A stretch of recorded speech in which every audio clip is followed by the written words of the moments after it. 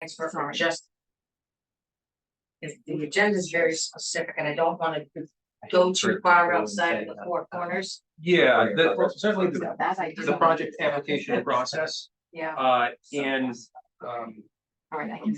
I was expecting that we could, All right, thank you. we actually should wait until we're being recorded to actually, but it's It a is good being point. recorded. It's on. It Oh, we is are being being recorded. Oh, okay. Yeah. So I know there's somewhat of a diversity of opinion on what folks would be looking for on an application, ranging from a specific project at a specific location at one side, and at the other end of things, I think there is a desire at the Affordable Housing Trust Fund for the funds simply to be transferred over without, any restriction placed on how those funds get spent. And so rather than waste everyone's time, I think it would be helpful for us to That was my understanding. to let Affordable Housing Trust Fund Committee gauge the committee's feeling on this. So why I'm concerned is I actually had a couple people call me and ask me about this specific item. If we're gonna be discussing a potential project or transfer, and I said, no, it just says project application.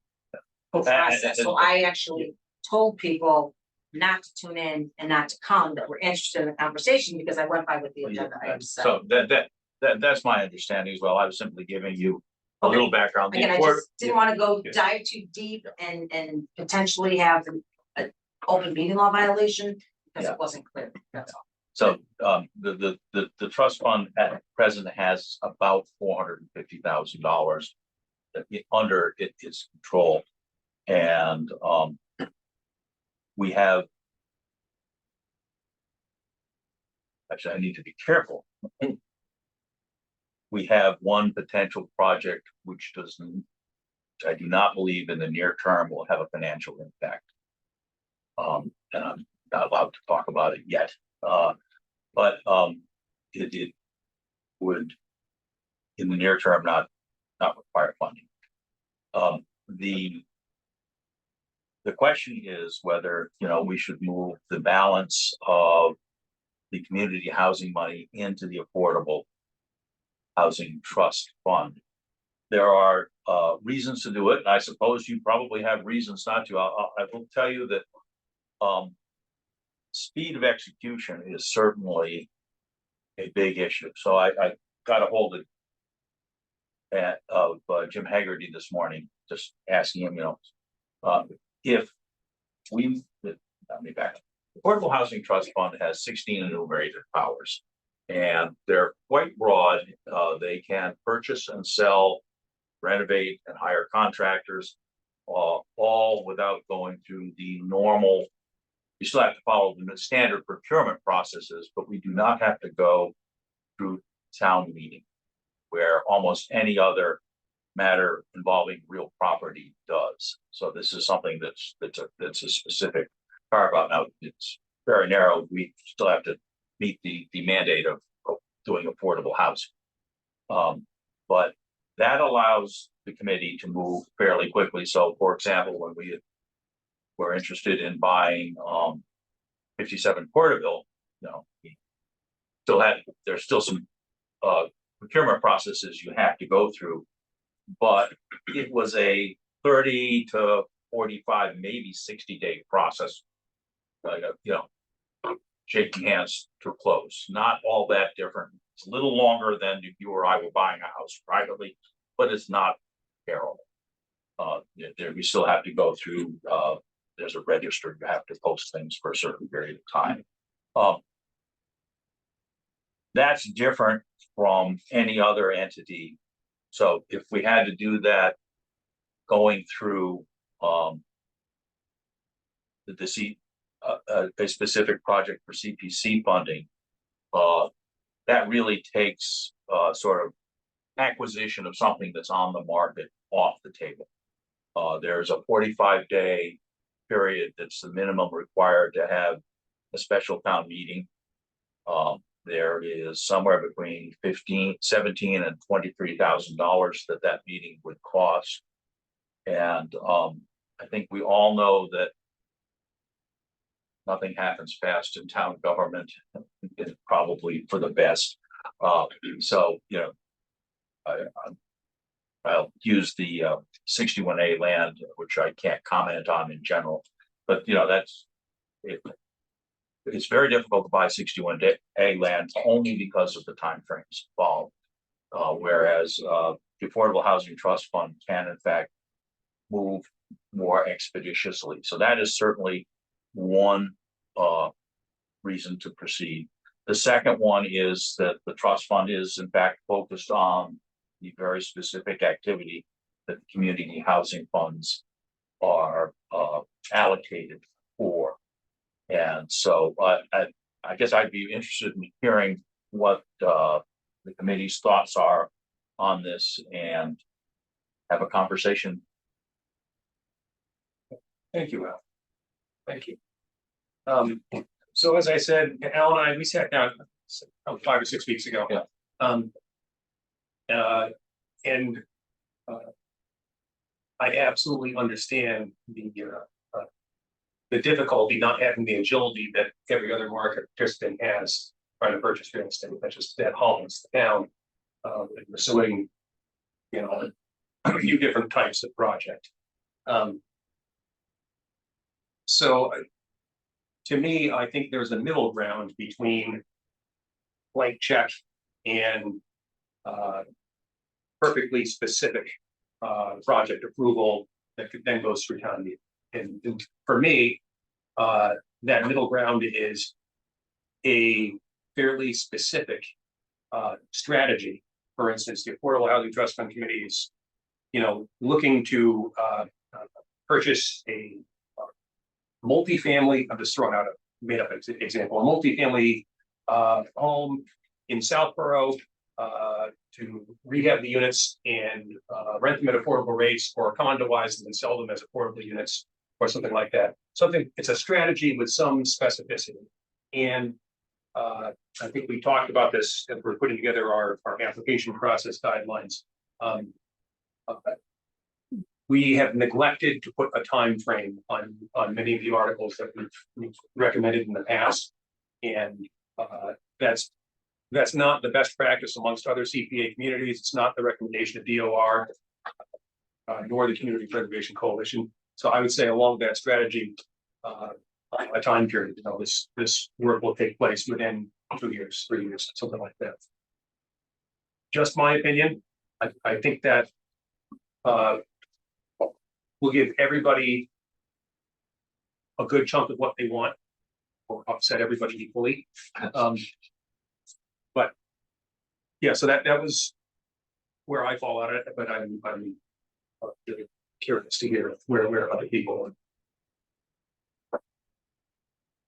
I'll go next if you want. Yes, please. So a couple of things here, and I don't think what I'm gonna say is a surprise. I had a conversation with Andrew Dennington about the same thing.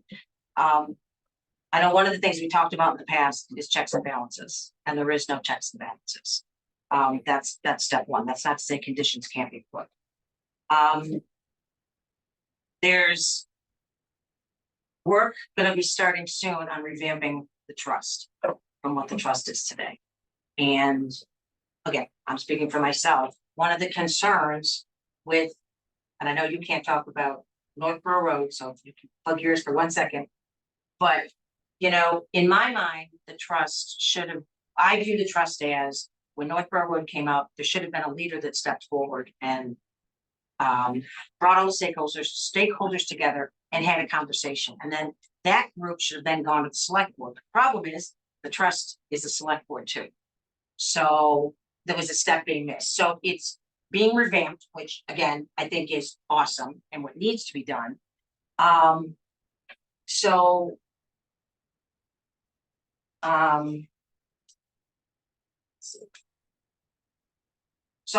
from my point today, we don't have a project. That's what this committee has always required. I know this is different, and the trust has different responsibilities and things that are allowed by law. But I worry, again, that checks and balances is very important. We are the stewards, they're the stewards of the money that's in CPC, the trust, but we're the stewards of the CPC money. And we're taking ourselves out of the equation. So I think a bigger discussion needs to take place, not to say that it can't happen, but I think, revamping of the trust, it's, for me, I'd like to see that done before we actually transfer money and we know where it's going to and what the plan is for that money. Because my understanding is the way that it could potentially be revamped is the select board as they sit today with their goals today. You're gonna have a committee that may feel differently or have a different take, and I'd like to hear from them on it. And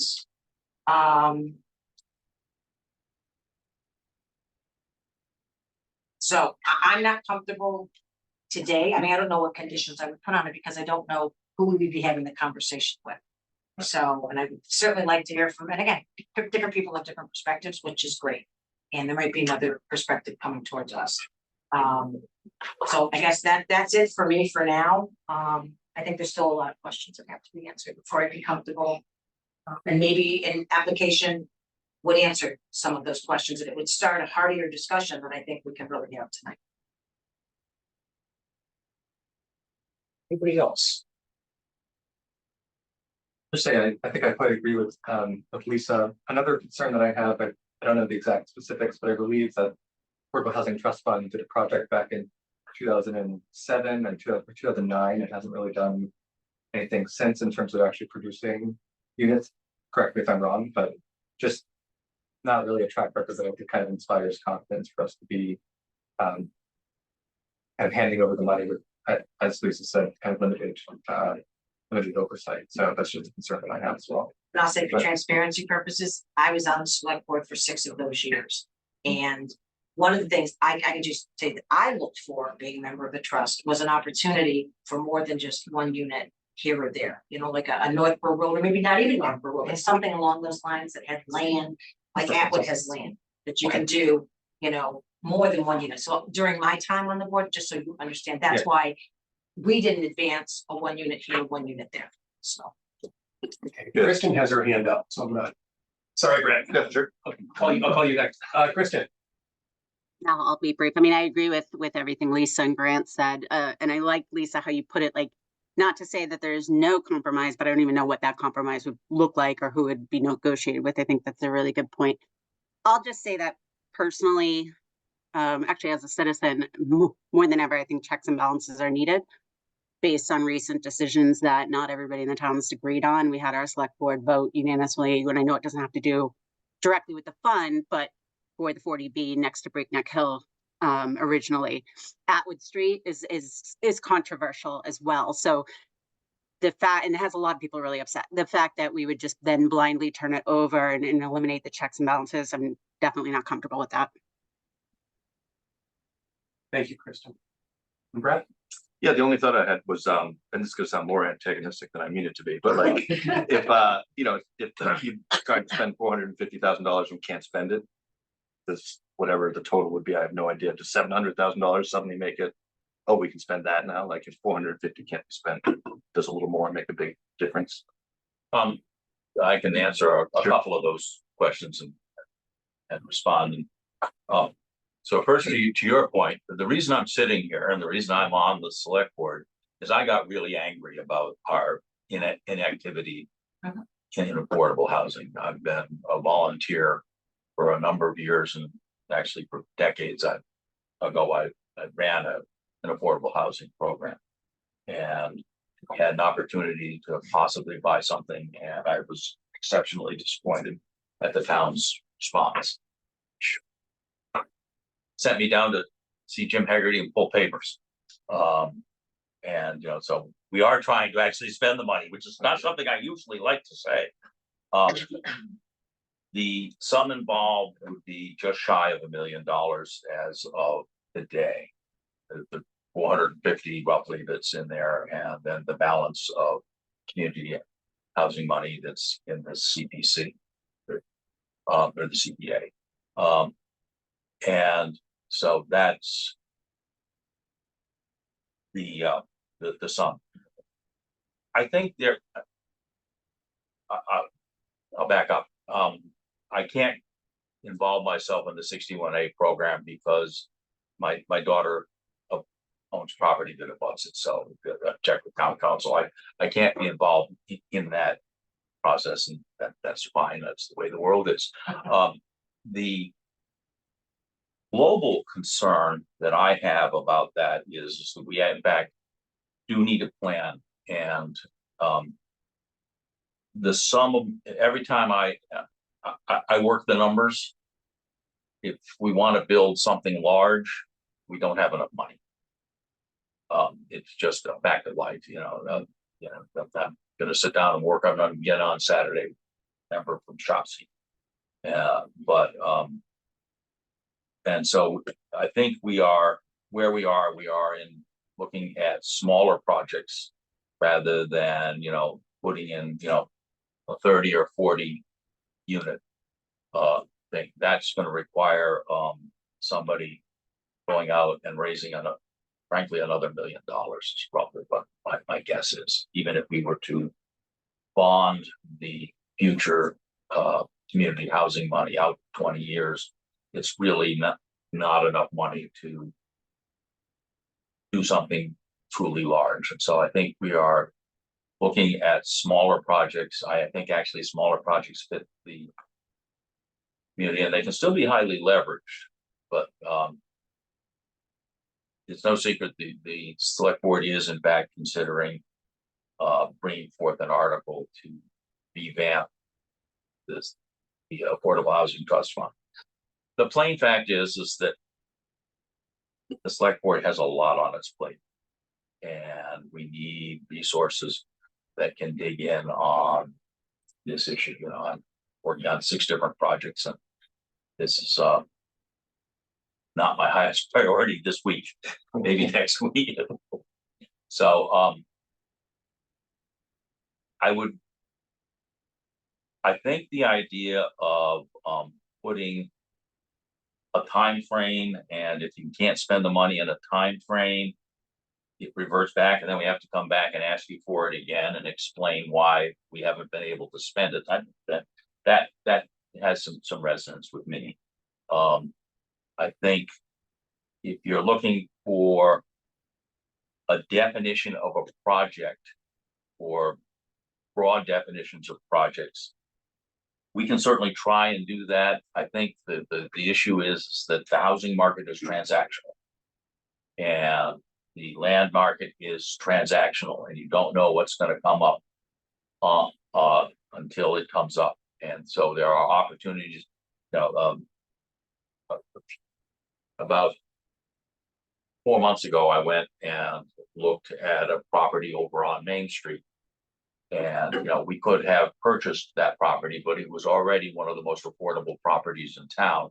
So it didn't make sense to buy a property that was already one of the most affordable rental properties just so we could rent it out or sell it.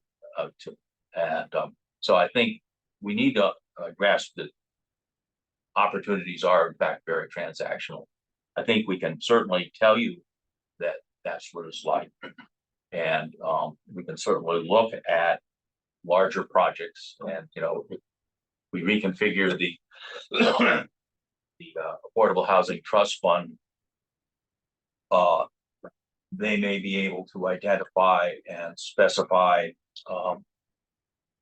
the sort of thing that we think is within our grasp as one option. But I would encourage you to think about how we handle sort of transactional opportunities. So, for example,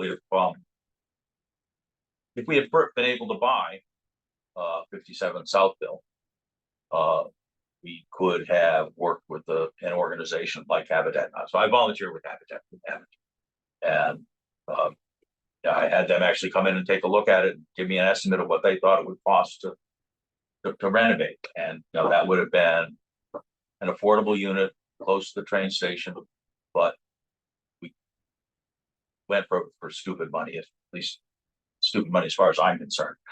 I apologize to the future owners. So I think we need to recognize that there would be transactional opportunities. that would come up, and we need to be able to take advantage of. So, I think, So because I'm the one who brought up this compromise idea. You know, the conjunction with what Lisa and brought up.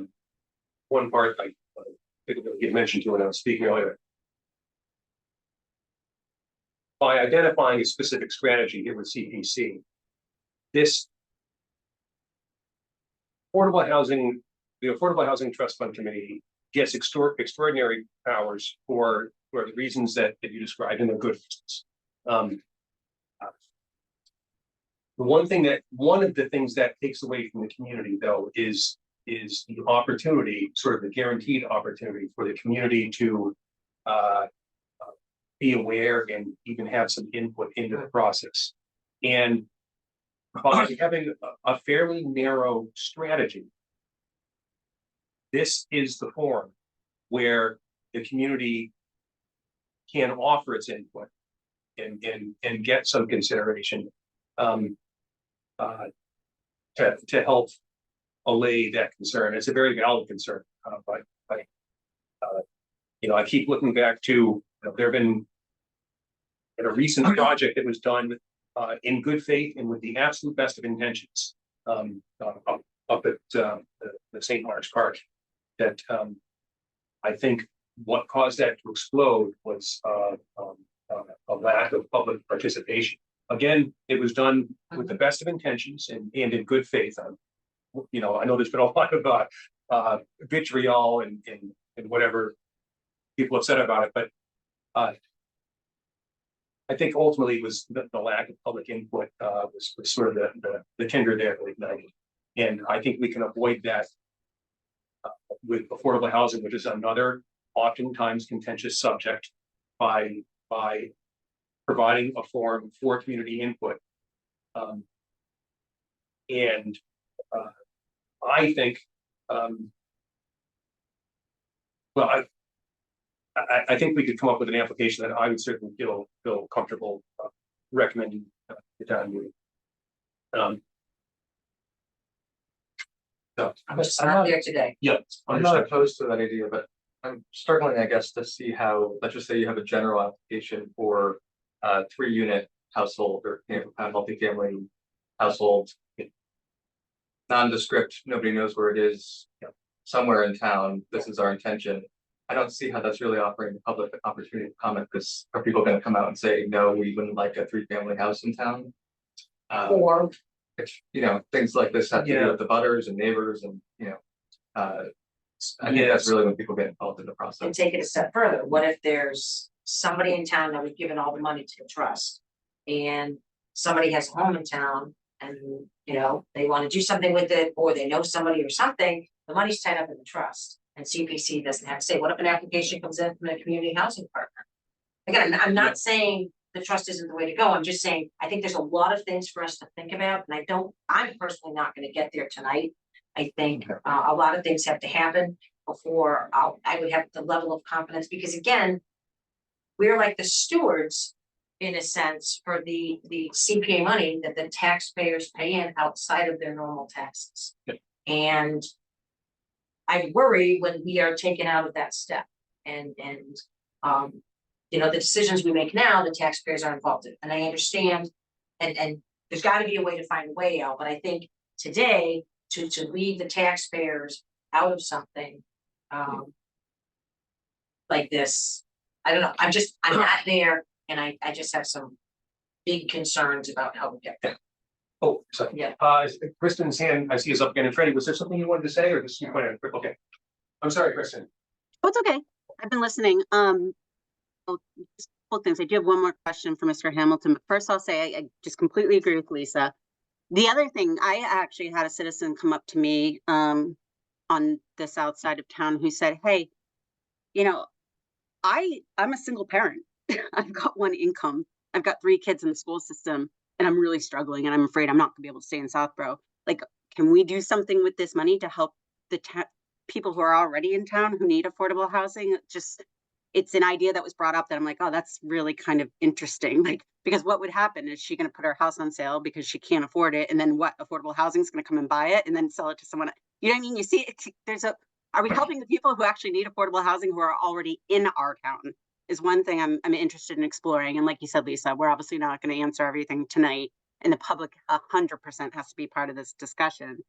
But I will say, Mr. Hamilton, something you said actually made me like, even convinced me we need the checks and balances even more. And that's, you've decided from your analysis that we must invest the money in small single family or 2 or 3 family houses, instead of doing a big project like over on Northborough Road, which obviously would warrant or would yield us much greater results in terms of actually bringing affordable housing to Southborough.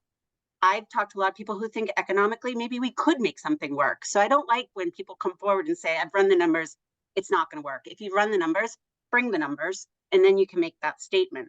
This is why I feel the checks and balances with the town is so important. I did have one question just out of curiosity, is what project was it that we passed on? What property that, inspired you to run? Was it that one in Corderville or was it a different one? It's the one just up the just across the street. There's 5 Portable Road. Okay, across the street from Woodward. Yeah. So as a citizen, I don't understand that purchase whatsoever, and I also believe it wouldn't have qualified for CPC. Actually, I don't know that. I'll stop there. I don't know that, but I think that's a great example of like, do we not want the checks and balances? That's it. Thank you. Thank you. So to answer one of your questions, I believe that in fact, it is possible to use those funds to subsidize people's housing payments. That is an option that is available. Again, this is my own personal bias, is that I'd like to use the funds to expand the stock of affordable housing. That's why I don't think it's appropriate to go and buy an existing occupied home that might already be at least affordable by Southborough standards. That what we really ought to be, the Commonwealth has a housing crisis, and it's not being addressed particularly effectively. And the only way to address a housing crisis is by expanding the stock of available housing. We can't, if we're just shuffling the deck chairs on the Titanic, we're still sinking. And So, Mr. Hamilton, I want to ask specifically about my friend. She went through, it's someone that is now single. When they moved to Southborough, that wasn't the situation. Now as a single income household, literally would have to put her house on the market up for sale. And I think it was something that the affordable housing would actually probably come in and be interested in. So I understand what you're saying about increasing the amount. Well, what you just said is a little hype. You want to increase the amount we have, but you're interested only in those kind of single family units, which is interesting. And I understand your concern. I did not say that. Let me finish. Your concerns about the budget. You think we may not be able to afford something bigger. I'm not trying to twist your words around. But at the same time, we're saying, oh, we want to have more affordable housing. Oh, but you're in affordable housing, but you can't afford it anymore. So we're going to push you out. Like, again, it's just a little confusing to me. And I think we need to take the time to understand it, because our citizens are asking, like, wait a second, we have people who are already here that can't afford to live here anymore. What are we doing about that? So first off, I did not say I was opposed to building something large. I'm a numbers guy, and every time I've run the numbers, and I'm sitting down with other people this weekend to talk about it, I haven't been able to figure out, how we can have enough money to build something substantial, regardless of where it is. And there are other places in town where we could build a 30-unit type system. And again, it may be that we can find a way to do something like that. The other thing I will say is that anytime you talk about affordable housing, you've got to put it someplace, and somebody's not going to be happy. That's a fact of life. And it does require a lot of communications and a lot of talking about it.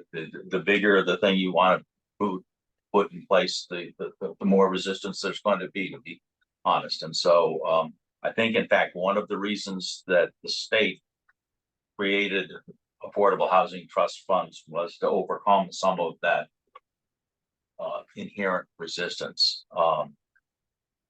I think this is again, me just personally, it's not a view of the trust fund, that smaller, more diverse, more dispersed projects fit better in a community like ours than a bigger entity, particularly if you're going to put it in a place where there are existing neighborhoods. So, but getting back to this subject, I think maybe what makes sense would be, I'm going to propose that the trust fund make an application to you. I like to work with what's called the straw man. You put a stake in the ground, and then we can see whether we have to move that stake. And and we'll see whether we do that before or after. I suspect after the proposed reorganization of the trust fund. I think it probably make more sense, but I think we need to put an application. My understanding is that this body is now looking for applications for the next annual town meeting. Is that correct? That you're not interested in applications for the special town meeting in September?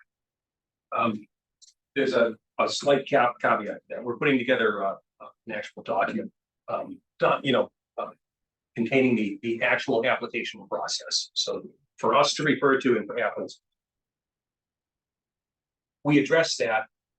We also, for an exceptional set of circumstances, the committee can vote to accept an application out of the normal order of things. Now, we haven't approved this document yet. I'm hopeful maybe that we'll get to that point tonight. And what's the date? I'm just trying to think how things can maybe work in parallel. What is it August 30th? Is the end, Yeah, it's very. right? July 1st, So, August I mean, the current trust, if you're going to town meeting in September, if the current trust put in an application, we really wouldn't be discussing it until later in the fall. So the reorganization, if town meeting approves it, will take place by then. Right. So it shouldn't be an issue for annual town meeting. There was, interested in moving the process. Oh, no, it should certainly work for annual town. Right. Oh, yeah. And I think that's what you said. Am I mistaken that No, I looking at redoing it after the reorg? No, I think Al had asked, is there a possibility of seeing something for special town meeting in the fall? And I'm just saying that the possibility isn't completely precluded, but it would require a vote of the committee. And my feeling right now is that may not be a likely occurrence. Just hearing what's been said tonight. But again, no, I would think, I was just gonna say, you don't know what's gonna happen with MBTA either. Yeah. And there may be another town meeting before the end of the year also. One question I I have, hope You not. never know. I hope not either, but again, look at all the towns that are denying it, so. Yeah. Maybe we'll get lucky.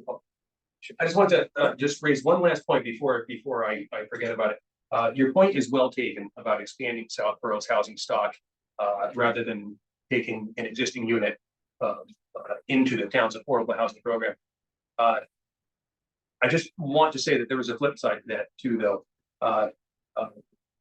A property that is currently affordable, history tells us in Southborough, that's not a situation likely to last forever.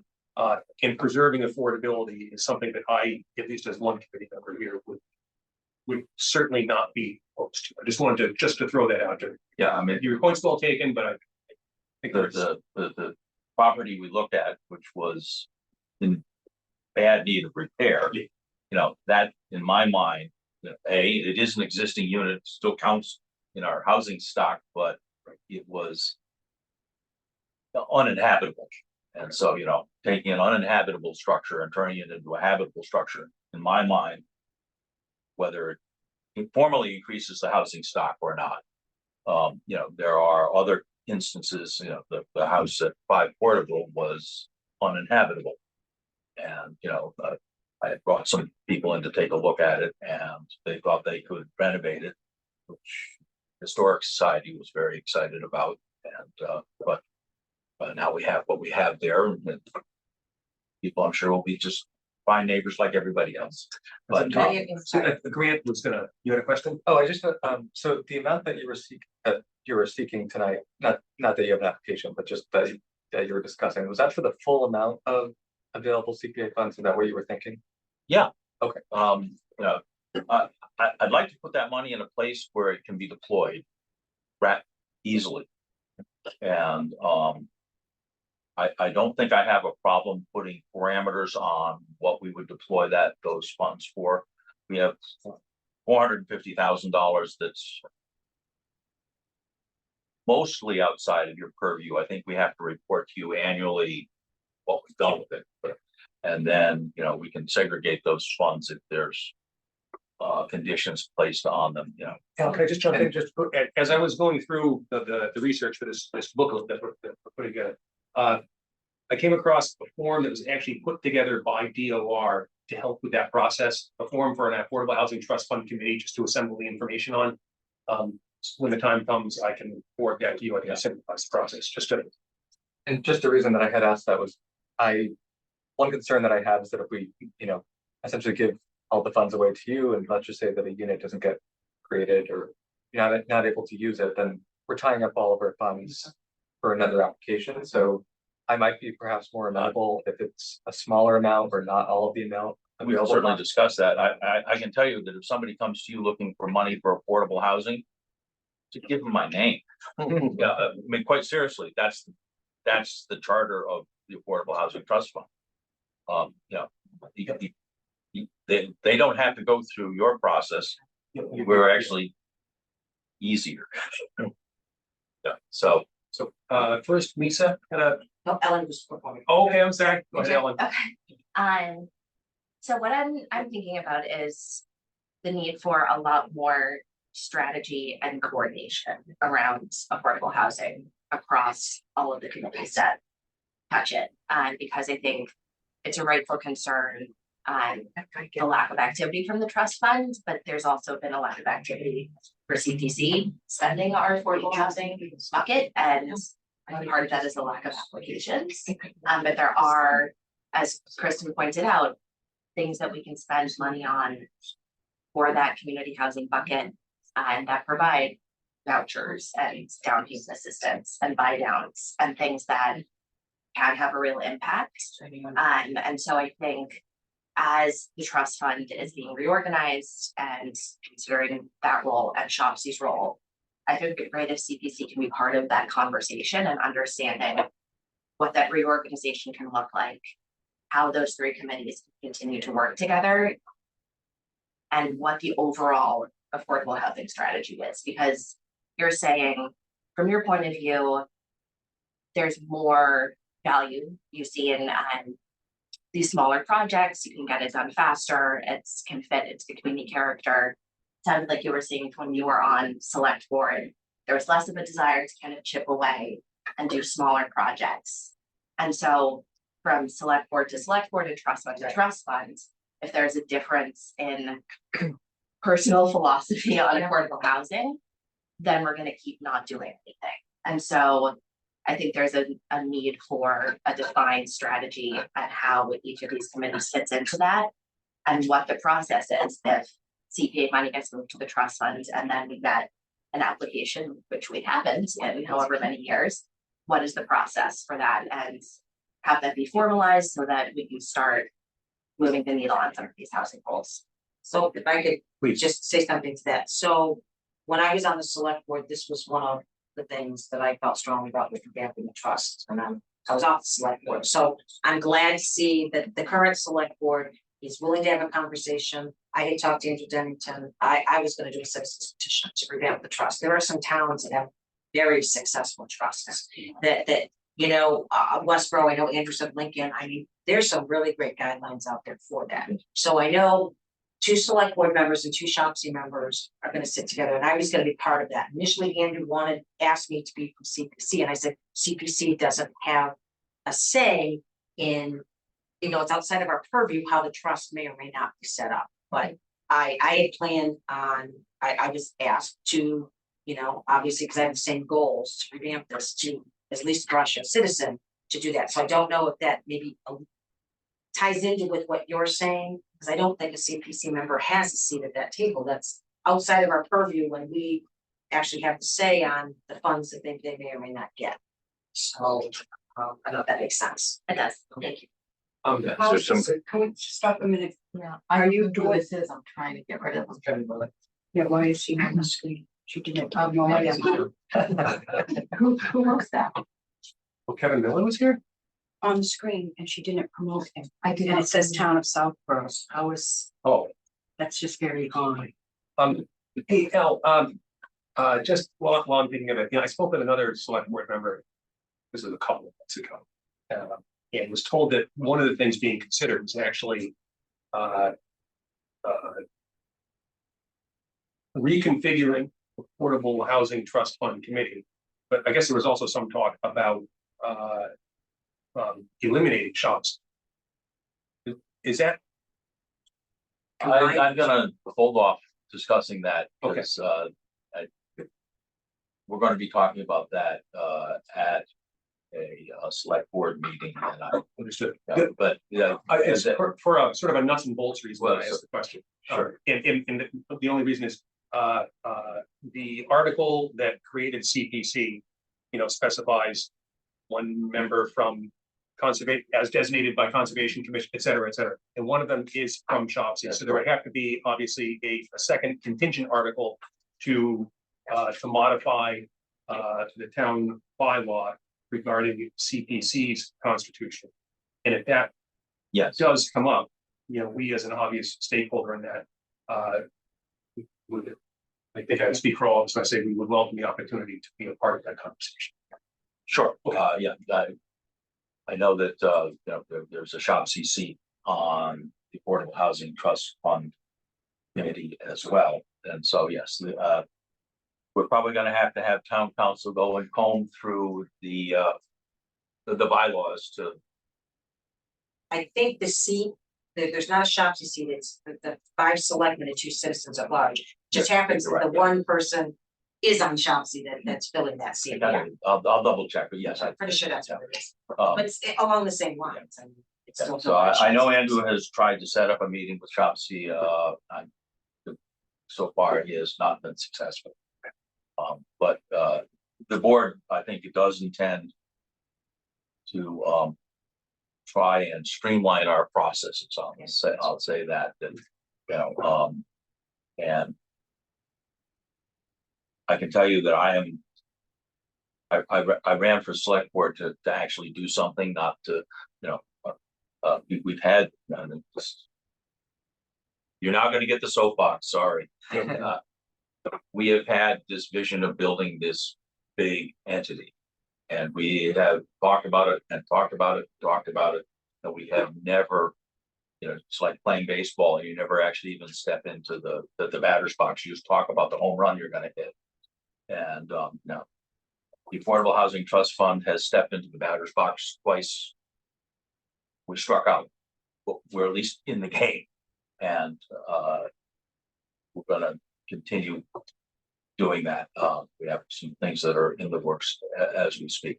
So, I just, it's good conversation. I think, I think what we have to do is put something in your lap that you then have to react to. Agreed, I think so. And if I could just add, so when we talk about the select board looking for something bigger, the first year I got on the select board, we had an opportunity, another 61 acre property came for the town, 37.8 acres for $1.9 million. And the board was split. And again, the trust could have, should have been involved. It just came down to one meeting, one vote, and that was it. And that was part of my concern and part of the reason back then on maybe how we could revamp. You know, the board was split on, I mean, there was an opportunity there that we could have done something very tasteful. You know, for a lot less money than we're looking at now, so with cash on hand, but these opportunities are gonna become far and few in between, so again. So I'm not aware of any more 60, well, I there guess there was is, North Deerfoot Roads when I was on the board, and now this one, there's still, when I sat on the board, we would reach out, have town council reach out to Capasso Farms family. Yeah. Every couple of years, just to let them know if they ever change their mind, that, you know, the town would be interested. There's not a whole lot of 61As left. Part of the reason that I said that I was, I look at the trust, and the trust should be the one that's spearheading, putting everybody together. You know, again, you've got 5 members of select board of the trust. They have a lot of other things on their plates. I'm not knocking anybody for not, but it'll be good to have an affordable housing trust that's their focus. So in a property like this, where a potential, you know, comes up, then a lot of due diligence can be done, and then the select board can ultimately make a decision on it, but based on all of the information that they have. So I think the trust and the select board are going in the right direction and revamping the trust. Because it's tough. You've got now the select board being the yes and no to both, basically the affordable housing side and the trust on a potential large project. But my only point is there has been an opportunity in the past that we passed up on, and there's now, I think, $6 million homes where, you know, we could have done something back then, so. As I understand it, the hope is to, the reconstituted Affordable Housing Trust Fund Committee to comprise a group of professionals with experience in the field to the greatest extent possible, and that'd be very exciting if it comes to fruition. I will tell you, there is one legal requirement, which is a member of the select board must be on them. And one's great. Yeah. I mean, you know. 5 is hard. That's all. Yeah, Because it makes it tough for you. To be an advocate as well as to look at it from a different point of view as well, Cal. So. all right. Well, thank you so much. for your opinion. Thank you. Wait, do you wanna see this by 5 people? Oh, my apologies. I don't know if anyone has a I'm hand up. gonna, no, let me just, so, I'm sorry, folks, this hybrid format always gets me buffaloed here. If there's anyone here, from the public who wishes to speak, ask a question, make a comment, please use the raise hand function and we will promote you right up. First, I'm gonna call on, Kristen, who has her hand up. Yeah, based on Mr. Hamilton's last comments, I feel this need that you want to expedite things, and I get that. But I don't want to spend money also just for the point of expediting things with, maybe if we save a little bit longer, we can afford that bigger, tasteful project that gets more affordable housing in town. Or maybe we can help some of the people who are already in town and are now struggling. But you know, I also just aware, Mr. Hamilton, I believe, and you can obviously speak to this, that you would like to get rid of the CPC eventually. So it feels a little bit like, let's get the money out, let's spend it, and then let's get rid of CPC. And you can correct me if wrong, but you know, this is the feeling that I'm leaving this conversation with. My position on the CPA is well known. I believe that the funds would be better off in the general fund, given the greatly reduced state match. There's no doubt that I believe that money would be better spent in the general fund. But not a secret. No, you said it publicly. I've been present on a few occasions, absolutely. Anybody from the public who wishes to offer a comment or ask a question? Okay. All right, thank you so much for coming Well, in. thank you. I appreciate it. Good conversation. Good conversation. So. Just, there was some sort of weird hacking going on with somebody showing up on the screen that had not been promoted. Yes. So we will investigate that with IT Yeah, tomorrow. We know who it is, but Right. how they got on and they're not listed as an attendee, that's just like very bizarre. yeah, something weird happened. Yeah, very bizarre. Um, So Okay. I'll contact IT tomorrow to find out what happened and how that occurred. Thank you. Shouldn't be happening. All right, so next up, another discussion. We hit on this tangentially, the Johnson Farmland, North Borough Road. Next step and input from Open Space and Shopsy. Are there Shopsy folks in the queue? We have Debbie Demiria, Jan Sturgeon, Neil Mario, Palmer, don't know last name, and Sam Stivers. So not specifically, but obviously welcome to comment at any time. But we do have somebody from Open Space here. Yes, hi. So I'm wearing my, maybe we should go over here. In the audience. Hi, I'm wearing my Open Space Preservation Commission hat right now. I'm the chair of the commission.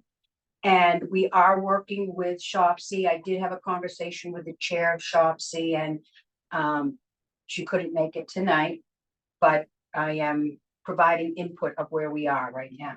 So what happened is, I don't know, so I'm not sure if this happened before or after our last meeting, so I may repeat what you already know. The Open Space Commission and Shopsy were at a select board meeting and we discussed wanting to move forward with this, and we were told that we needed to have builders on board, that this would never work. It never has worked ever anywhere, is my recollection, that we would end up with the land and not be able to have a project, which is absolutely not what we've heard from housing advocates who have come.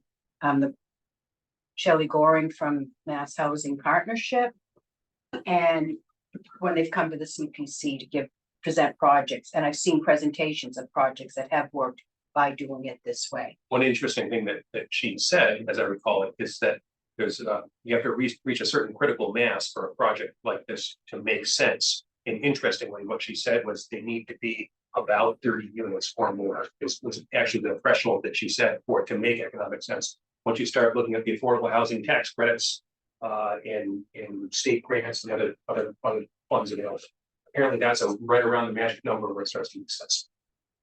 And when we had a joint Open Space Preservation Commission and Shopsy meeting, that was discussed, and is certainly one of the members of Shopsy is in the field of whatever development. Yep.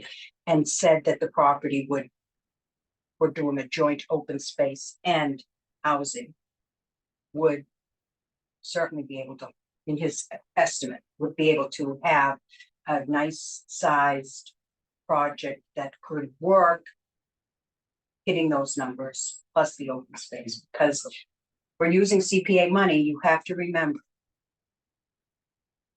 you have to put a deed restriction on the property at sale, identifying where the open space is, and if you're you have to have the same value as you spend of land for that money.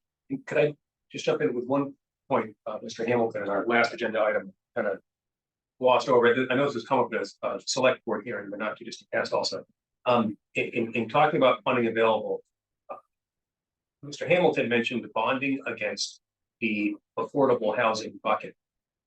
But if this is a joint affordable housing and open space project, can bond against both buckets, which makes the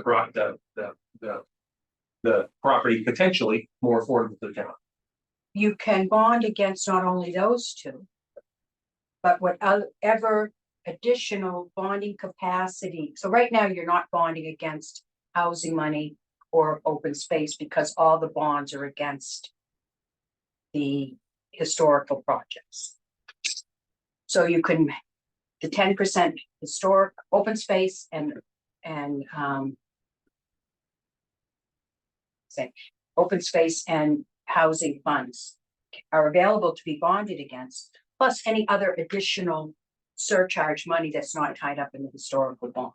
So the historical bonds are out for 3 approximately $1 million projects. We're still paying them down, which are 84 Main Street, the library, and the townhouse.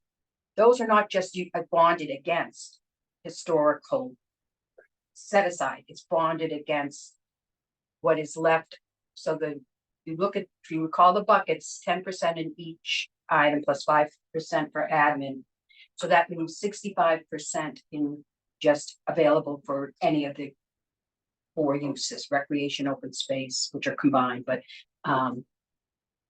historical and housing, right? So there's that extra funding. Well, there is some capacity, but not enough to really bond against, except for now that if we take the open space and the housing money, the 10% that you weren't bonding against. And also remember, you cannot bond against the state match. And the state match last year was 21%.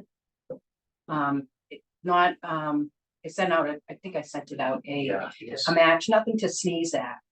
I mean, I know, Still free money. Yep. I mean, I would run to the bank if they were offering 20% interest, and even if Yeah. it's 15%, There's, I think 14 was the sort of the basement level. they talked 17, I think. Was it? Oh, okay. Nonetheless, yeah, it's nothing to sneeze at. Absolutely. So I would just say that there's that ability, but there's also the ability of the town to, if the townspeople were to desire to do this, for the town to actually bond additional money for it. I mean, you don't, when we did Chestnut Hill Farm, there wasn't enough CPA money to pay for the $5 million. So we use CPA and town money. Anyhow, back to the goal here. Oh, I want to read something to you. Is it funny that I was, One of them was just yeah. okay, did you get that? Yeah. And I just wanted to note, I got a text from Kevin saying that he was trying to log in as a participant and it automatically promoted him. So he apologized. Oh, okay. Yeah, And he's not hacking or anything no, like that. that's, Sure, that's something wrong with the system. No, Yeah. Please, Kevin, I wasn't saying you were hacking. I was saying that shouldn't be I allowed think what to it is he happen. must log in and be host for the historical meetings, so automatically, I had that happen. He came in as when I- town of Southborough 1, I Right. don't know what we're on. That's but what yeah. happened to me at the planning board after I did it here too, I went automatically in. Well, it's just something we should be aware of how to Yeah. handle it. And please, Kevin, I wasn't saying you were hacking. Or maybe I did. Where's the town hack? So I'm here as the open space commissioner, but I'm speaking for this joint affordable housing shops running it project. And you can't get the open space alone, and they can't do the housing alone. And the Open Space Preservation Commission, as I shared when we first came up with the idea, as soon as I heard about the opportunity, I went to the commission, which agreed that we would not say just open space, that the best use for the community is to have a joint project. We never look at just open space versus housing or housing, not the way I was reared. I was reared in CPA. The only thing that could make it better is if they had a historic barn that we could also do some preservation with. So the issue is there's lots of complications because of the Chapter 61A. Some members of SHOPC have been reaching out to builders, but here's the problem. They can't go and look at it and they want to bid on it if we ever did an RFP to put it out for who the builder is. That's how this goes. You buy the land, then you put an RFP saying what the town wants, and there's more than one community nonprofit builder. They would come back and want to bid on it, and if they've already weighed in on it, that would be unethical, or they would be ruled out. If they came to us, If they already look at it, They can looked come at us back and do told more us- bidders. yeah, if they come in and look at it and tell us, oh, do this or don't do that. I'm not sure whether it's unethical or then they lose their competitive Oh, edge. they were already our or- advisor in a sense. Yeah, I'm not sure, but it was something that I was advised doesn't work well. And I'm sorry, I get distracted easily. No, sorry. The other issue is I did reach out to Shelley Goring, and this isn't the first time I asked questions where she has to go and ask her boss to answer the questions. CPA and Chapter 61 is a very unique situation. There's different requirements that you have to get appraisals, but you don't get appraisals with Chapter 61. So I'm going to have to also reach out to the coalition because CPA requires an appraisal. Yeah. And then there's a whole nother problem if you have to use monies additional to the CPA, not problems, situations. So these are all being looked into. And my understanding from most recent communications that the planning board reached out to town council. And he has not been kept in the loop, so he doesn't know what's going on, which is something that, you know, we probably will want to follow up on. But that there was a letter sent to the property owner saying it wasn't a bona fide offer, and we haven't heard anything back.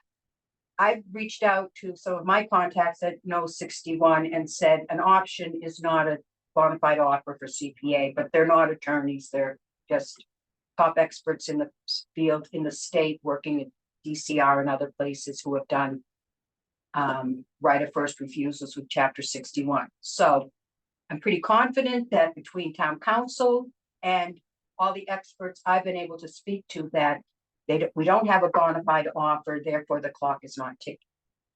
And I'm not sure what the requirements are if the property owner thought that it was a bona fide offer, that they, I'm not a lawyer, but I don't know that they can just sit on a legal letter saying it's not and have the clock continue to tick. So there seems to be no interest on behalf of our Board of Selectmen. The answer I came back was heard that they said it was too expensive and they're not interested. And the issue is we still need to move forward to see how we can make it happen. And if it can't, at least we'll have the knowledge of how to do another one. Can I just say, Freddie, that well, it didn't seem like there was support, and I believe there's not support. They didn't take a vote that night.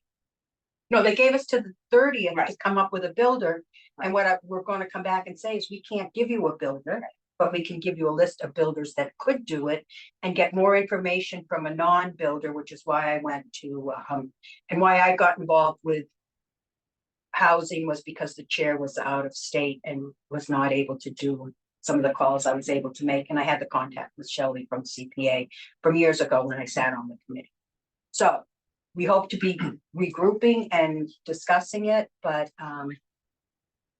I just wanted to state this part because the focus is on the housing, right? Because we're in a housing crisis and we need affordable housing. And one of the reasons we thought this would be a really good idea is because it's not at the 80% median income. Yeah. Everything anyone's ever talked or that we ever build or that's ever on the table is 80% median income. That doesn't help a lot of people. And not that we don't need more, and I agree, we do need more 80% median income. But it doesn't mean we're not doing anything at the other levels. We So, also have 240Bs on the table, 3 in an 80% income. We have we have 2, 3 on the table right now, but we also have zoning change coming down the road for 750 units Yeah. potentially, not that they're gonna get built right away, but 10% of those are gonna be at the 80%. So that could be a potentially 75 units. No one is building anything at less than less than 80%. And isn't that where the CPA has the opportunity to help advocate for or to create? And Freddie, so just so everyone's aware too, the 80% is like $80,000 to $100,000. I can't remember, it's somewhere in there. It's like really 90. I high. want to say it's closer to 100. Yeah, so it's, you know, your firefighter, your teacher, your police officer that give back to their community. DPW workers, DPW, thank you. librarians, yeah. Exactly. They're not having an opportunity to, on top of that, you've got the, if I didn't know my soapbox for just 1 second. You've got the, you know, Kristen mentioned the mom here today, but I know of other moms that are just thinking about it, you know, you're a struggling mom, you want the best for your kids, you're working 2 jobs, you know, you don't have a, you know, based on circumstance, you know, you may not have gone to college or whatever, but you know, the opportunities you have in front of you are nowhere near making $100,000 a year. And all they want is to give their kids an opportunity. And, you know, Southborough is a great place to live. And I'll throw out another situation. You have someone who lives in town and yes, their husband gets sick. yeah, Now they can't afford. yeah. And what happens? Well, especially if it's someone elderly, you can say, oh, senior housing, you know, it's a 5-year wait or more to get in. And you have to be at the poverty level or whatever the level is to qualify for those 5 years. Where are you supposed to live? Pack up your stuff in a bag and go live in a shelter, put your name on a list. until you can get into some sort of housing? I mean, It's just great. or not just for seniors, for it, you know, across the board for anyone. What kind of housing is there for somebody who's not able to pay or earn to qualify for the 70? Sorry, I keep saying 70, it's 80% median income. It is over 80,000, and it's interesting because Southborough is actually a little bit lower than Marlborough. I looked at Marlborough's rates, but Southborough, it's a regional, and we're combined with some less affordable towns than Marlborough is. So Marlborough's a little higher income, which was 97,000 I thought we for were a single. over 90, South, I thought we were over. I don't know, it's close. And it depends if you're talking about a family of two versus a family of a Right. single person. Anyhow, the issue is that it's a type of housing that's needed, and we really need to, we're committed, working together to look to see if this is an opportunity. And then I've got to put my hat on, which is Open Space Preservation Commission, right? This property is of high priority in our open space and rec plan. And our open space and rec plan says that the town, and these were surveys sent out, that they wanted us to preserve more land. We also have a municipal vulnerability plan that talks about preserving land around streams and wetlands to help with future climate change issues. We also have a master plan that charged the Open Space Commission with looking at preserving land. So we have all of these town reports that have been input and, you know, reviewed and approved by different boards and committees in town, the town. And then I came across this, which I had saved actually in the CPC 5-year plan folder I have from years ago. This is from 1990. Article 30, town meeting, to see if the town will vote to adopt the following open space policy. This is an open space policy, and to my knowledge, it has never been reversed. So this is in effect today. We, the citizen, because it was not unanimously, but it passed by majority vote.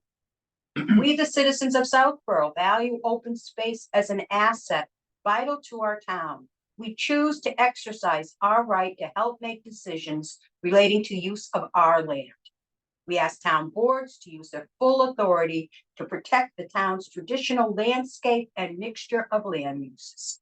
As we grow, town planners must keep the preservation of woodlands and field as a high priority and negotiate with developers accordingly. Public notification should be made of any and all lands offered to the town. And town officials are encouraged to pursue the acquisition of acceptable land. Wetlands, ponds, and reservoirs must be given the fullest benefit of laws respecting them, and any additional regulation should be passed as needed. This is our commitment to the preservation and conservation of Southborough's open space resources. That's a pretty powerful statement that passed town meeting. It's a policy that's in place today, 2024. I would say that the farm landscape is a habitat and a landscape that is critical and fits into this policy perfectly. It's a disappearing farm habitat that we used to have when I first moved to town. Why I ended up on the Open Space Commission. I drove in, I thought I moved to a town filled with farms. And it was like the next day they started being bulldozed. And what happened is right before I got here, the decade before had been the period of farm abandonment. And sometimes it took time for that to happen, but there was Killam Farms gone. What's the one on Richards Road? Watkins Farm, gone. Woodland Road. Yeah. All those woods torn down, rebuilt. I mean, it just happened, boom, boom, boom. And we haven't got a lot left. And one thing about open space is in 20 years, whatever we pay to preserve this will look like a bargain price compared to, you know, why didn't you do it then if we can't do it now? And there's a few that we have gone by in the past that we didn't take advantage of that we would kick ourselves to get today. So that's my spiel and an update to you that we are still pursuing it. The Open Space Commission is looking if there's any other kind of funding we can get. Chapter 61 makes it challenging, but there's no bona fide offer, so the the clock is not. So So but it thank was you. it Chestnut Hill Farm, you said made use of CPA funds and is it private or did you mean town funds as well? I can't remember that. First, there was private fundraising. Yeah. Then it went to town meeting and it was over $5 million. And this was the first. We had passed CPA and it was the first time we ever used any CPA funding and we basically used up all of the. Yeah. Surcharge for the next 11 years and we had only the state match, which was nice that we had 100% at the time, but it was mostly town funding. The bond went out for $5 million, I think. And I think the private fundraising was, hundreds and hundreds of thousands, but Okay. that was multiple years. Yeah. And this was 20 years ago. 2006, 18 years ago, I guess. So So would you mind excuse me, explaining to me the significance of it not being a bona fide offer? So that's not confirmed yet, right? That's just what we suspect. no, that's what our town council has determined. So And do they sent a letter. dispute that? So what does that mean for the future of the, so What it means, as far as my knowledge, which I'm not an attorney.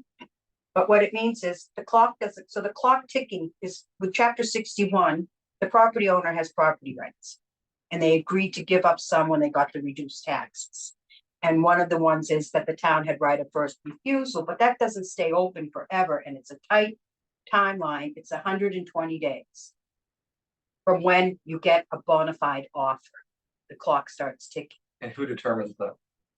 Well, most offers are, our town council supposed It's a to look legal at thing, it. It's an offer, it's not an option, This is which is what this was. No, I understand that town council has said it's not bona fide, but. It's did they up to the dispute town that? council. Is it gonna go to court? This, Or no, what this, happens this next? mechanism was right from the MGL chapter 61.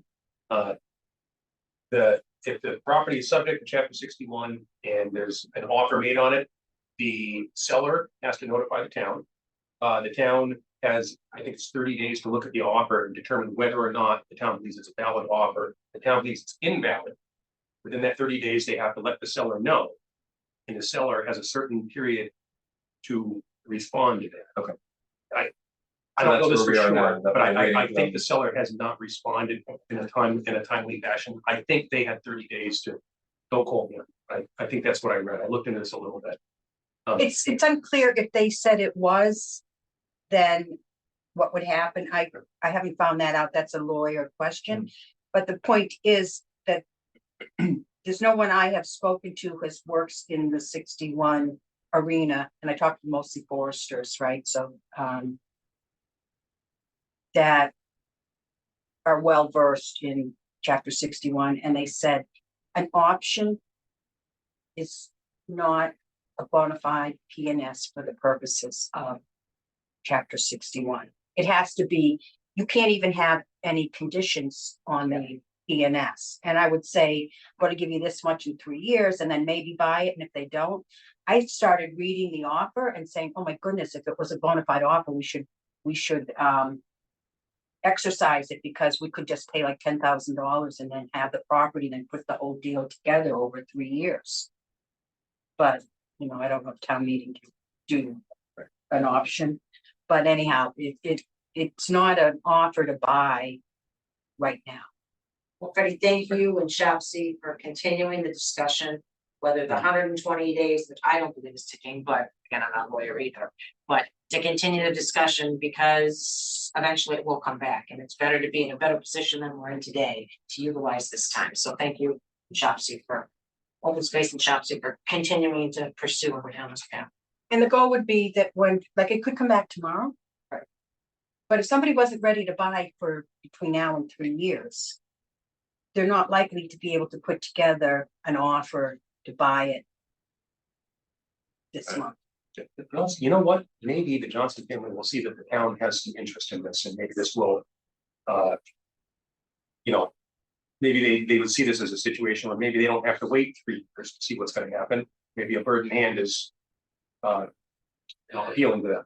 My question is, so like this came up with a property across the street we were talking about, that they were looking at purchasing. That was under agreement with a buyer. You Correct. cannot, That's you what council cannot said. have that conversation. I don't know Yeah. how that got missed when they were meeting with the property owner Town to buy received it. a threatening letter from the buyer's council saying the town's engaging in tortious interference and better back off or get on the court. And council said the same thing. The question was asked by the select board to council if there was an issue because there was an offer, an accepted offer on the table, and town council said, stop. But I think it's worth finding out, is an option to buy Oh. the same thing, and is anyone able to Right. talk and negotiate with Oh, I the see. Johnson It's an option. family? Because, you know, I'm not, believe me, I'm not making any phone calls. Right. But is there opportunity for the town to talk to the Johnson family? I would never suggest someone to do so if it's illegal, but Right.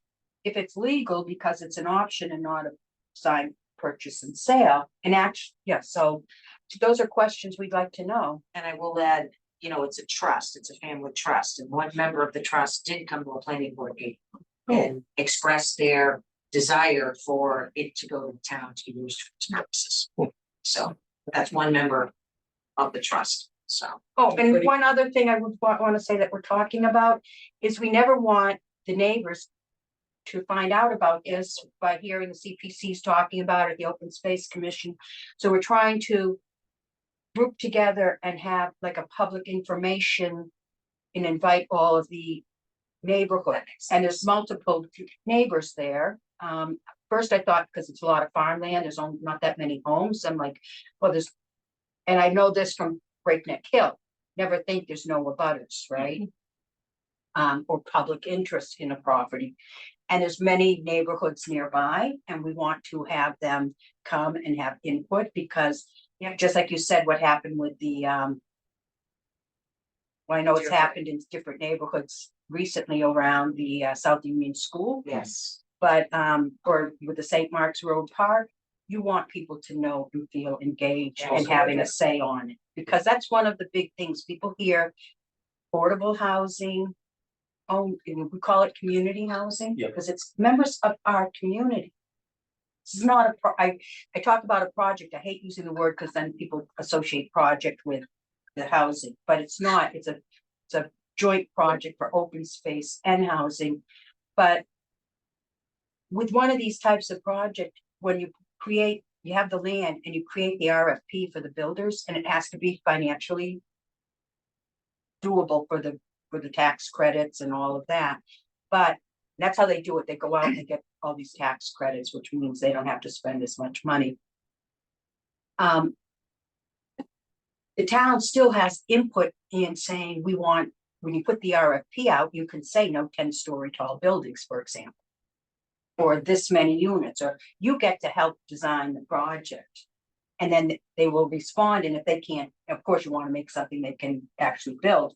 And if they can't, they're not gonna bid on it. So then, you know, it's like something that the town would want. It's not just like the 40Bs where you get what you get, and then you're like trying to negotiate, but you don't really have any negotiating room because it's 40B.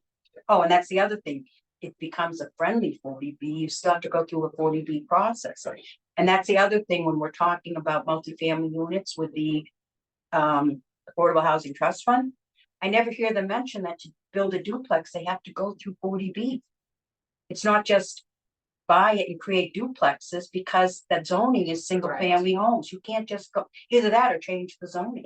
So anyhow, So one last question for you. I think I know the answer to this, but just to make sure. So that we call it the Johnson family property. It's two parcels. And there was some question whether the chapter 61 right of first refusal has to apply to both of them in conjunction, or can the town simply purchase one of those two parcels? the answer is, I don't know, because there's conflicting opinions. That's And what he asked. one of the issues is in 1979, like a whole bunch of Like chapter 61 got filed, all under the same, Oh, and there's no Okay. paperwork on like, is it one or two, or, know, Okay, so so. it's still kind of convoluted. I get that. that's And the I'm, answer. I'm taking the approach that we need to do both. Yeah. And I think if the town wants this, we can afford it. Yeah. Is it an easy buy? No. Is it all CPA? No, to do both. But if it's something, I also look at how it takes pressure. It's not gonna solve all the 40B requirements, right? But we have two other ones on. It could take 40B off the table for a while. And what that does is it reduces the pressure on our where does 40Bs usually end up? In vulnerable, unbuildable properties and often environmentally sensitive that you can't build otherwise. And we'd like to take that pressure off neighborhoods and our open space resources. I think too, the town's looking at revamping, rebuilding a school. And town's willing to make an investment there. A lot of people in this town are willing, I think, to make, or at least have the conversation to make an investment in affordable housing. So, And let's not forget open space, Right. of course. because if you remember anyone that was there, Lisa was, I know. The Chestnut Hill Farm, $5 million, and we don't own anything. It was for a conservation restriction. We had to educate people what the value was, and that was a town meeting in maybe January. And it was standing room only, so. And it was, I believe. I think there might have been some naysayers, but they didn't raise their hand, so it was a unanimous decision. It was an overwhelming, supportive, tear-breaking moment of support for for open space. And it was something precious, and you know, that didn't happen easily. Believe me, $5 million and you don't own anything. But we did it, and I think we can do this for housing that people want, because everyone I talk to seems to like the idea of housing that they get to have a say in, that's actually hitting. And it's not just lower income. These units have, sometimes I think they can go up to 120%. I mean, let's say it ranged from 60 to 120, cover a broad spectrum. I think that'd be an incredible addition to the town. And you have mixed income living together, so it's not like anything that you couldn't think wouldn't be good. So thank you. Sorry, can I ask a question? Sure. While you're there, And yeah, and after you, Kristen. okay, so certainly not an expert in this, but from reading more about this process, was wondering if you've looked into assigning the option of right of first refusal. It's a big question. It's a great question. I'm Yeah. sorry, I'm an owl. I'm an owl. First I don't know what I was, but I was, you know. From the Open Space Preservation Commission viewpoint, I know that I didn't need to look into we could assign it, because what the requirement is, they have to be ready to buy it. And I went through this before on the Chestnut Hill Road, you know, where Dairy Farm Lane is now. That was the best open space parcel in the town at the time. It had prime farmland soil, which is critically important as we are in the future maybe needing to feed ourselves. That's a whole nother story, but it was beautiful, and it was adjacent to Chestnut Hill Farm and aqueduct for drinking water. I spent 2 years contacting every single nonprofit, national, state, regional, and local. And, you know, I couldn't get anyone, and the reason we couldn't, and that would have been an amazing place to purchase, we couldn't afford it at the time, was because all of our CPA money was tied up with the Chestnut Hill Farm. And a couple of years later, we could have had that as well. So I'm not aware of any land trusts that are waiting to jump in and to do housing. I don't even know who would assign that right, wanting to build, and with that price point. So Kristen has had her hand up for a while. Kristen. Hi, can you hear me okay? Hello? Can you hear me? Can you hear me? Yeah. Hold on. Can you hear me? Yes. Okay, sorry, I had my Bluetooth on, it didn't work apparently. But just very quickly before we move off the topic, just a sincere, just thank you to Freddie and to the Open Space Commission. I do want to point out for the public or anyone rewatching this, or the minutes, if anyone looks at those, I just would like you to compare and contrast the huge difference between the consideration that's been given in this discussion to the Northborough Road properties versus the one that we had previously with our select board member, Al Hamilton, who basically waved it off, said, I did the analysis and we can't afford it. The select board was ready to pass on this without involving the public. You heard how dismissive the discussion was. You know, even though Mr. Hamilton has recused himself, he's done a lot of analysis on the Northborough Road property, it sounds like, and has come to his own conclusion. And that's how the select board was going to move forward. So I just want you to consider that when you hear everything that was just said about the possibilities for this property, and just make a mental note of that. It's important for people to recognize that. Thank you. Yes, So I just think this shows the importance of CPA. Because, you know, as long as it meets the criteria, when we send it to town meeting, the voters decide ultimately. Yeah. And I think that's really important. And if it goes to town meeting and the voters say no, then they've made the decision.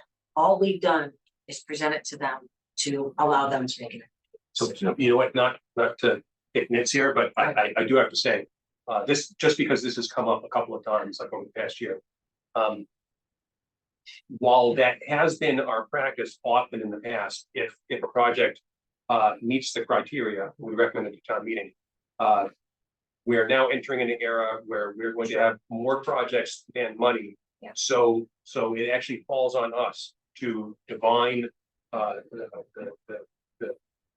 the community's preference, to try to figure out what that is in weighing the various options that we make recommendations on.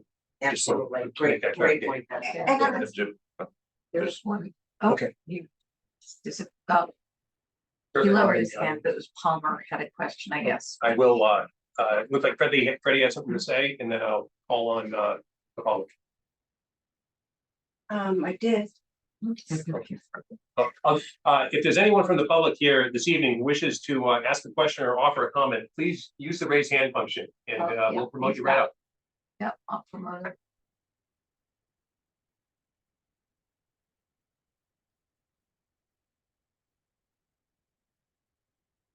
He's still muted.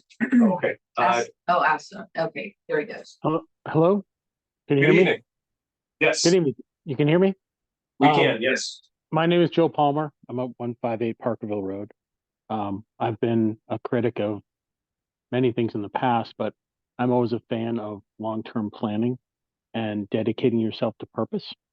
And if Al wants to talk about one house here, one house there, that's great. But if we're really going to be dedicated to affordable housing as an effort, we have to take projects like this in-house and see them through to the end. We can't be knee-jerk reaction to any particular piece of property that comes up on a 30-day notice. This project would send a clear message that the town is dedicated to affordable housing and open space at the same time. And I'm also a big fan of using multiple buckets from the CPA to do so, as you know, we can mobilize more money towards singular purpose and benefit the town. Thank you. Thank you very much. I will say that I have been talking about this to multiple people, and I haven't had anyone, I haven't been in the neighborhood yet, so I do say that, and we have to do that. But nobody has said, no, that's not so crazy, or I don't like the idea. People like this idea. And actually, there was a lot of people talking about it at the 40B hearing for 120 Turnpike Road, which actually, when we had discussion, has moved forward in a much more, I don't know if you've heard this, but there's open space and affordable housing. Who would have thunk? Yeah. And all we had to do was have the conversation instead of just slamming it down. Oh, we support this. We don't need open space letters that went out. you know, but the neighborhood and the Open Space Commission, Conservation Commission, and Stewardship Committee all, you Planning. know, reviewed to the planning board. They were Yeah. we were up in front of them and came forth and, you know, it was a very nice It's a nice discussion. discussion, Was. nothing solved Yeah. permanently, but I'm not sure, but I can't imagine that Mr. Ferris was not well pleased. Yeah. I spoke with his attorney afterwards, who said he'd been texting him and it seemed like it was, you know, a positive moving forward. He presented something and the town said, with many people who had not been in support, were all in favor of going to the next step with this project. And Isn't collaboration a great thing? collaboration, and you know, it works, and that's how we can make this happen, and I think if we don't try, you know, I'm hearing I got a lot of this from powers that be, and it's like, we're still gonna try, because if we don't Yeah. try, Yep. you never succeed at anything. 10 years from now, just like with Deerfoot. You take a look back and take 37 acres for $1.9 million. They want a bargain. 24 years ago, we could have bought a golf Of course course. at $3.3 million. Yeah, me too. That's what we're talking about. Is that on the? It is, it's the bottom. You know, Yeah. I You were- save things and then I put them in Yeah. thought, you know, this here That's was, fascinating. I don't know how I was looking for something else and I said, oh, this is perfect for tonight. Yeah. But I want us to all remember, this is a current policy. It has Yeah. not been taken, unless someone can show me that it has, this is still on the books. So thank you all for today. Thank you, Fred. Thank you. Thank you. No more hands up, Betty, Betsy. No. All right. Okay, planning for our June 6th public forum. First, a couple of folks were working on PowerPoint. I just asked people while they bring that up, Yes, it's at the senior center, correct? yes. Senior center at what times? I wanna get the sign. Wait, no, we're talking about having it here. That's what I put on Wait, the wait. It's flyer. here. Yeah, it's here, it's here. It's I put- hybrid here. Yeah, How's it I'm here? here. Okay, okay. So I just I wanna have make to sure, make 'cause I wanna. I have to make the, I have to admit, I Saved you. At I what guess time? I didn't So- Seven, that's what I thought. schedule Zoom Sure. Oh, okay, for tonight. And they had Facade did for us, which was nice, but then I was like, oh, I didn't do it, so I went in and I did it, and that's why I got a double notice. And then I came out and said, oh, ignore that. So I'll double check that tomorrow, but the room is booked. Okay. And on the PowerPoint presentation, I had some to-do items and they're not all done yet. I need the actual presentation that you edited. Did Okay, that yeah. get sent out? No, I can send that to you.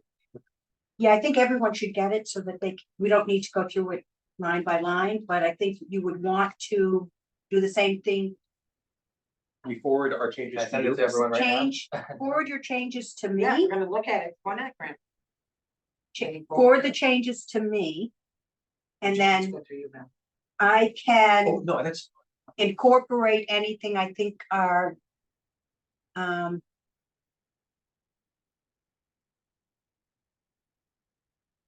there shouldn't be anything substantial because you went through it with a fine tooth comb. We did. So the content is good. So it would be Yeah. more like polishing. The pictures, which I sent out the list of what everyone said they were going to do for Yeah. this. The pictures are not a deliberation type thing. We've agreed you're going to take pictures or send pictures in for the PowerPoint, some of the projects. You know, I was really sorry. I'm sorry, I'm just gonna say this. When I went to vote, I drove by the volleyball court. And it was so active. And I don't know that I knew that about it. oh, yeah. And when it was a Boy Scout project that we funded, it wasn't a lot of money, and I just thought, oh, you know, volleyball court was something. It was crazy busy. The Oh, schools yeah, now okay, have, yeah. every year, they have this volleyball marathon thing. Oh, Um, yeah. That's a hugely popular. Yeah, event. Yeah, no, they get a ton of this.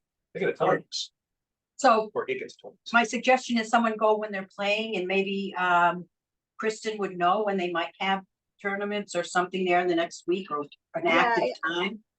I think I have some pictures already, Freddie, of it. So I've been working on, can you guys hear me okay?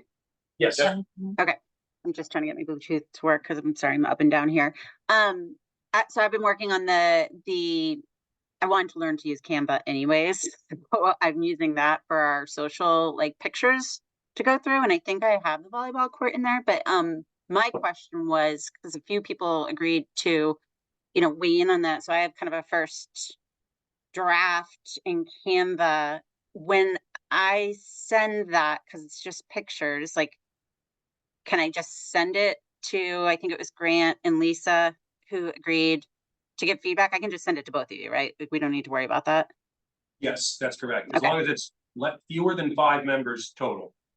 I think you want the committee to give official permission for them to make a final selection on the pictures. And then it doesn't have to come back to the committee Good by idea. the 6th. Oh. So do we as a committee support these 3 to make the decisions on the pictures for the public presentation? Yes, yes. Yes. And So can Kristen's gonna send it to, you include me in getting them as well? Yes. And Yep. Betsy? Thank you. Yes. Thumbs up on that, including Craig? Okay. And it's a silly question, and I should have the answer to this, and I don't. The lights on the ball fields over here, were those CPC? Yes. So let me tell you, speaking of not realizing things, I was driving, I don't know where I was going, it was late, it was like 9:30 at night, and I'm coming down to downtown and I see the lights, and my first thought was, somebody forgot to turn the lights off. And then these guys were out there still playing ball, and I was just like, so psyched and so impressed that 9:30 at night, the resource is still being used. Yeah. So Kristen, maybe that's another thing.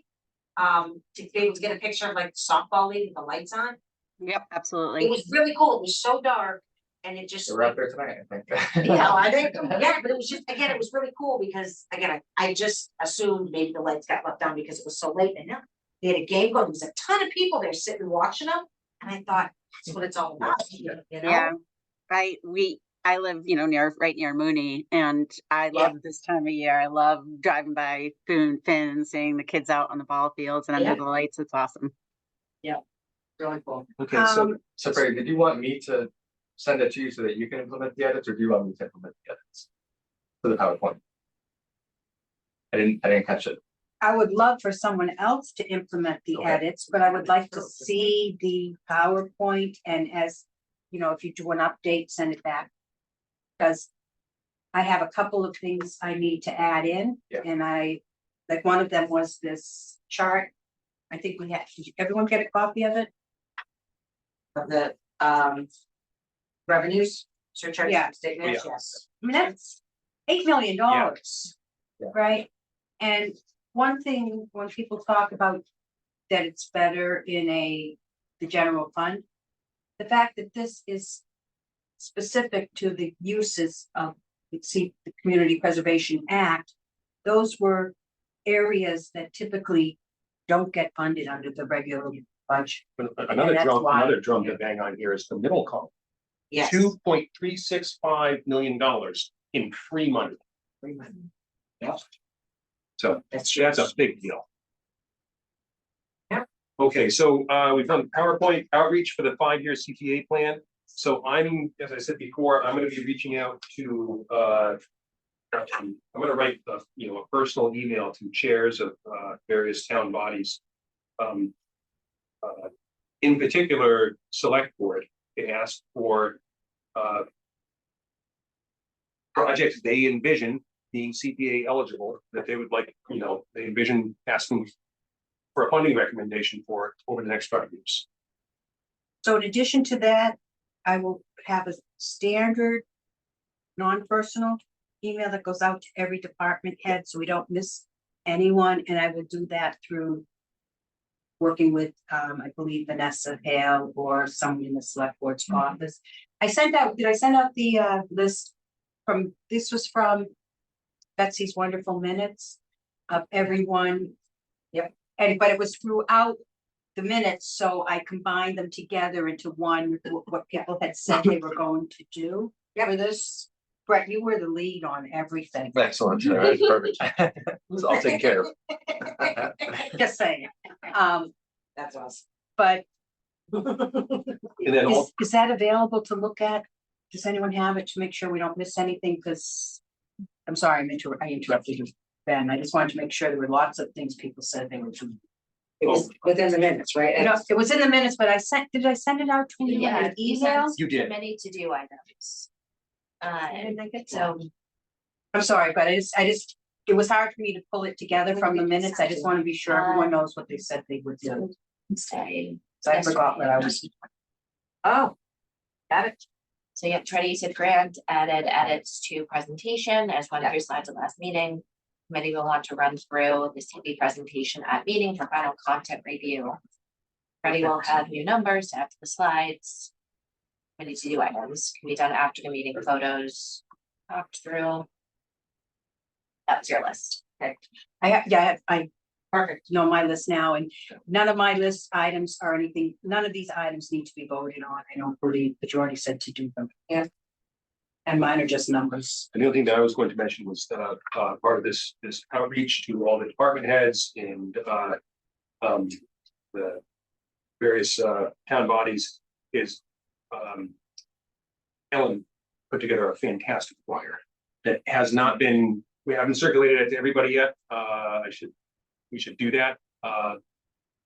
Actually, was it?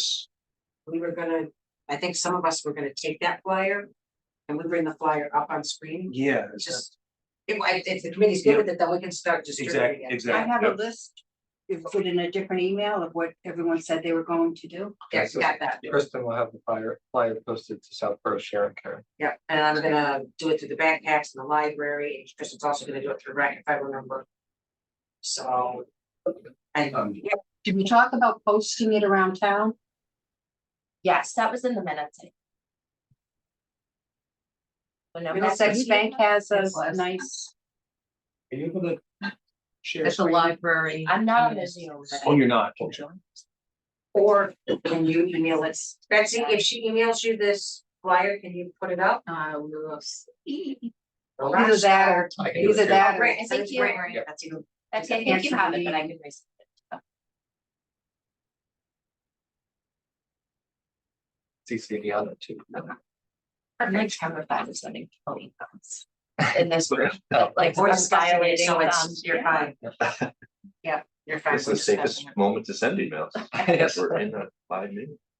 Oh, yeah. Oh, we're gonna ask to have it on the town website too. Once we approve And it, then you can get it out and about. Conservation Commission, were you doing that or Yeah, do you know that you can sign up to get That's if you notices make from me different co-host, I commissions? can share it. no, Emails. interesting. You can sign up to get emails from different departments, so Times, sometimes committees and minutes. Melissa will send, she'll send Yeah, a thanks. notice out, an alert. Yeah.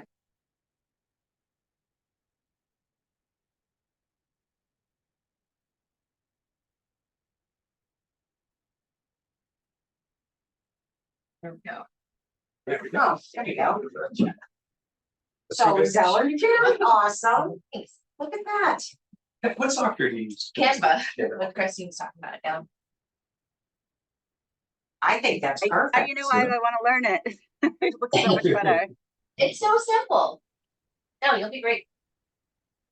Did you draw that picture? Yes, all my hands. I think that's perfect. I don't know about anybody else. but- No, I love it. Perfect. job. Thank you so much. The only question I have is, see where it says Zoom link? Mhm. So that's kind of hard to do from a flyer. And I recently learned how to do QR codes. Ooh. And you can put the QR code there underneath it so that people can still read what it is. But that way people can just go there if you think that would be worthwhile. Yeah, we can definitely add that. So it should be set up that if it is a live link, if you click on it in the PDF, but we could add the QR code too. So equal Well, options. So But for if it's Amy- like, right, so It if is a- it's it is a emailed out, yeah. but if it's, right, posted on Correct. share and care, right, then you can't click on it. So And I if think we do it's the, packed up at the Starbucks. Yeah. Or, definitely, that's So- easy to add. if we do that, then I'm. I think you do both. I wasn't saying, Right. No, I think that's great. because some people still don't know how to do a QR Cool code. picture at the bottom. No, we can use it. Alright. Put it right in the grass. No, you can put it, see where I'd rather lose Ben's email than lose that. questions can go up higher. She'll make it work. This is her- She'll this is figure her it out. forte. We trust you. We just don't want, I don't want to lose the picture. No, there's a picture. Then do we need to, I don't know, vote that we approve this to be distributed, or can we just agree? I think I don't think we need to conduct a formal Yeah, vote, I don't know. but any objections to this? Helping out as our, I think it's great. Kristen, sound good? I looks great and I appreciate it. Awesome. All right, So so can we have it, can we have a, group? What's that program called? Canva, Canva lesson? fun. okay, fantastic. So we're on track for June 6th. Moving along. Letters of expectation, Can I yes, go over this? please. So there's specific ones for the different projects that we discussed. And. But what happened is when I started looking at the template of the MOU. Making it a letter of expectation, I wanted to get your approval of the template. Because all of the points are stuff that are come right out of our minutes, so there's nothing. I mean, I think you may want to check for edits, but I really want. I don't know what happened here. It's got yellow highlighting, right? Yeah. How come I don't have Look at the anything? back of Jeff Betsy's packet. Second packet. Okay, oh, right. Or maybe, oh, here it is, got it, sorry. So I yellow highlighted things. And a lot of this is right out of the MOU, and I tried to change the language. So at the beginning, this letter of expectation is intended to memorialize. Does that still fit? We had an attorney on the committee before, and he really helped make this sound well, and When it was first written as an MOU. yes. And That's the right one. so I got the right date, I believe, for the town meeting for this year. So the question is, the first yellow highlighted is that I don't want, does that language ring okay? We're asking them to sign that they got this notice. Yeah. And is that saying that correctly?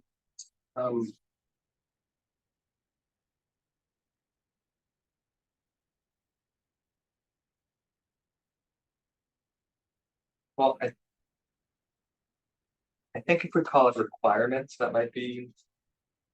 I mean, I guess it depends on what town council thinks, right, but these aren't necessarily requirements that we're forcing them to do, it's our Actually- expectation that we.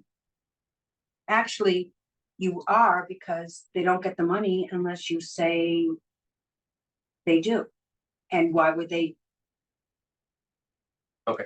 If it's not, I if it's thought not a requirement. I how about- My understanding was that town council said that we couldn't bind them to sign an MOU. Just town. Yeah, This isn't an MOU, they're saying they got this. They, but this part, I can hear the objections, I mean, from one particular reporter anyway. The applicant acknowledges, I think there's a way we could maybe wordsmith that is, that's why I'm asking, yeah. expectations, You know, something like the applicants are hereby made aware of the following requirements for all payments, or something like that, or a little bit clunky, but hereby made aware. of the following requirements. But et cetera. it's the requirements that Grant was. I don't know if I'm Objecting concerned about it. It's not that others might be concerned. Yeah. Okay, I mean, but, well, these are requirements outside of this document, where they're not being bound to any new requirements under this document. These are things straight out of the warrant article. Yeah. And, the Massachusetts general laws. No, well, yes, I'm sorry, not below. Because below we're gonna stick in things that they agreed to do during the. Like this, for the golf course committee, they agreed to. A condition of you moving the warrant forward, and it's in the warrant article, actually, in that case, it's the Audubon International. With the town clerk, one of the agreements was that the. Payments would be monthly, not weekly. Right. That's not in Mass General Law. Okay. So is that a requirement? So was that in the application or in the warrant, like where was that? That was in the defined? conversation. So the following requirements as laid out in MGL law, DOR requirements, projects application, town meeting warrants, prior conversations with the CDs. It's all basis. Yeah. Did you get that? I will. So I think it's just great, just listing out everywhere. It's not new requirements, right? So it's all things we've covered with them before, so We're not making. any- requirements, right, from the MGL law, which I should know the site of by now. DOR guidelines. The town meeting warrant article. The project application. And prior conversations. with the CPC. And here's the thing, someone doesn't want to sign it.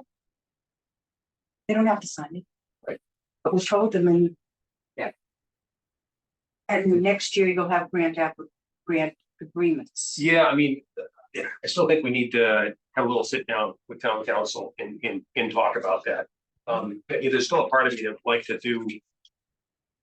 If we can't do the MOU, I think the letter of expectation. I don't know, I go back and forth on it. The grant agreements they're heavy duty. It takes a lot of work. And it requires a signature on each one from town council to have an actual bona fide grant agreement.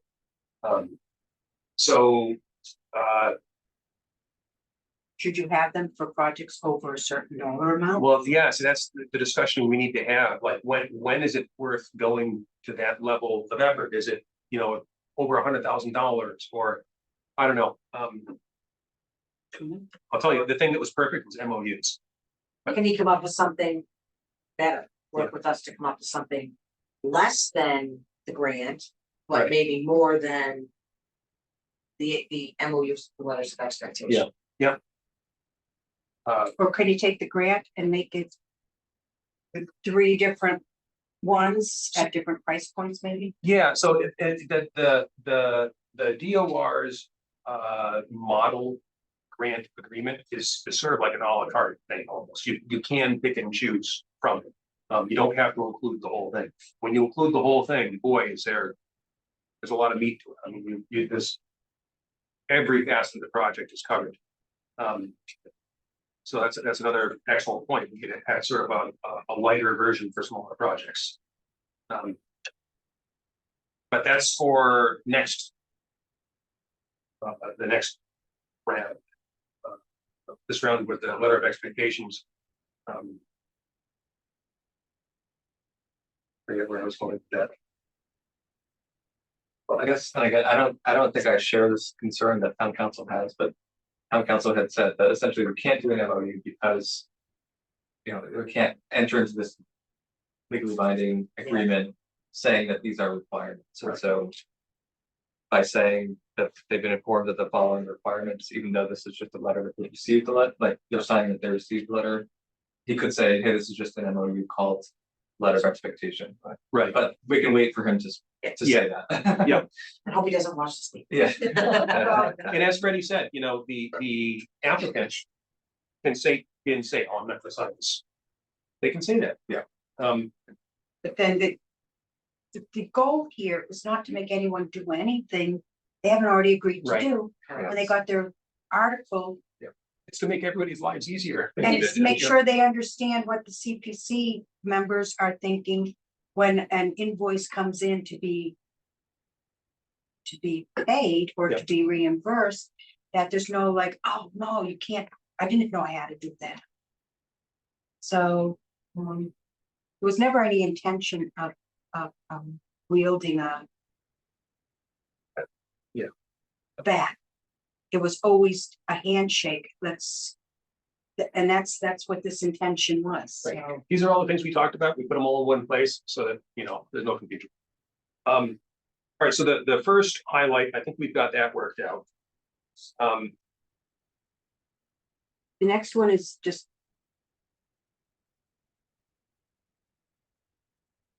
Saying legally what we're allowed to do with CPD funding, I believe. Right.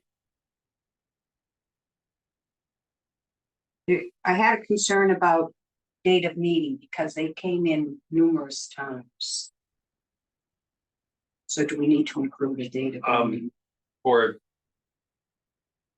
the application discussed at the meetings on, It's a lot of work to figure out it is. when people were here. Um, Can we just refer them to our minutes, which are the record? discussed in meeting parentheses S, close parentheses, with the CPC. Where are we? So.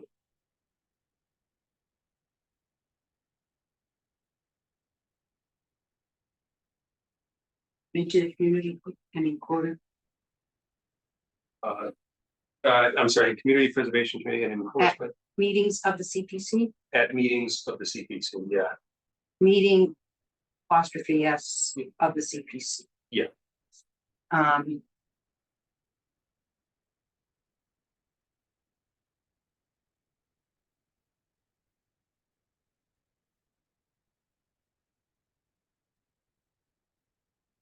It's just because there were meetings and then there were meetings and then there were meetings. So. Oh, yeah, no, you're right, that'd be a ton of work. There's, our internal discussion, And presentation, each follow-ups. committee might have, each application had different meetings there. Yeah.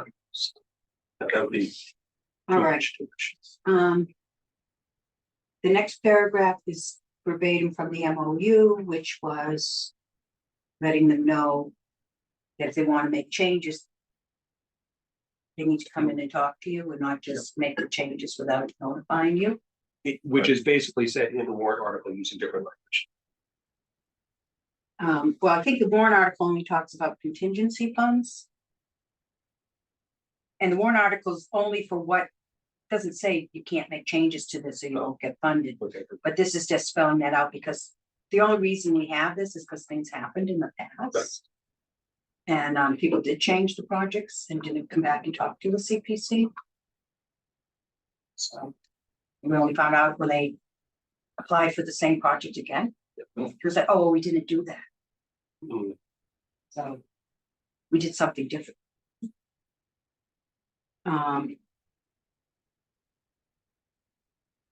So this here is the next yellow. This is just for discussion. I was going through, that's how I had files with old discussions of the CPC.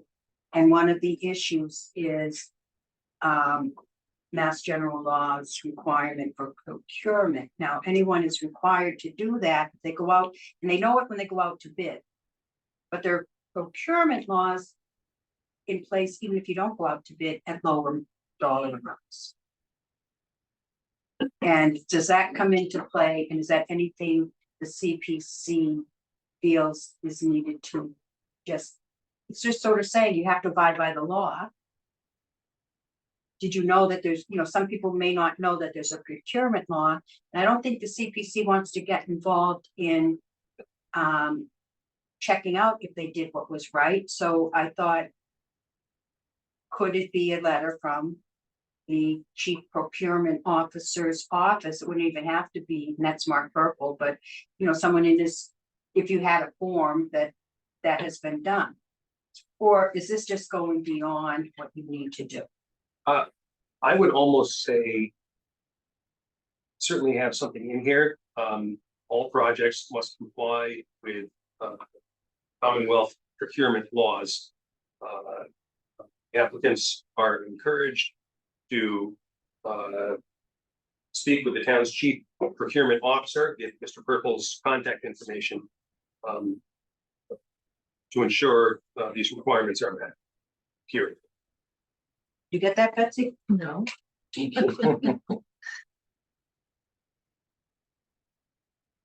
So we're not going to ask for any confirmation, Yeah, but it's, you know, it's Mark's role to, this is one of his hats as town administrator, is, the chief procurement officer. So he oversees his stuff. This is his area of expertise. We frankly, other than in very general terms, we don't really know a whole lot about how it all works. But you know way more than the rest of us, but the rest of us, So just a question. So saying that all projects must comply, what if it's not a municipal project? What if it's the bell tower? because it's municipal funds, So they still would have had to go through town procurement for No. their, they still have to comply with chapter 7 and the other one. okay. Okay, that's fine. Again, I don't know the You know, laws on this, but And I'm not 100% sure on that, Lisa. No, yeah, I don't know. I think that is I don't think they had to go through procurement, Lisa. yeah, I don't think they did either. So what would it be? So like, for instance, we'll just use one of the projects that came before us that we didn't do, the building on Boston Road. Yeah. Which he has to supply Mark Purple with procurement for, again, I don't know how the oversight on that Well, would like, be. Trails Committee, they submitted a Right, quotes they're and everything. municipal. Oh, but they're a municipal. They don't necessarily, they don't have to put a bid out to do the work on the bridge, right? I mean, like to actually get the vendor to. Can't they just? If she's not, contract the vendor? She's putting a bid out, something that's gotta be It's gotta be signed signed. by Mark anyway, Okay. so there's still, Mark's involved, but I wonder about Well, the how about ones if that you Mark's not. That some projects must comply, it's your responsibility to How about check. any projects that must comply with MGL procurement laws, That any, that any, Uh, again, I don't know. I'm not the wordsmith person, but certain projects must comply with Commonwealth procurement laws. Applicants are encouraged to contact the town's chief procurement officer, Mark Purple, Mark Purple, to confirm requirements for their project. Beautiful. Yeah. that's good. Betsy, how did that go? And don't tell Mark, and then just. Put his phone number down, So, yeah, add Mark's phone number. Oh, yeah, He would appreciate it very much. 1-800 for. Oh, dear. Should you just say through the townhouse or put his email out there? When you say the town's chief procurement officer, Mark Purple, he's easy to find. our emails are out there Yeah. anyway. Yeah, it's.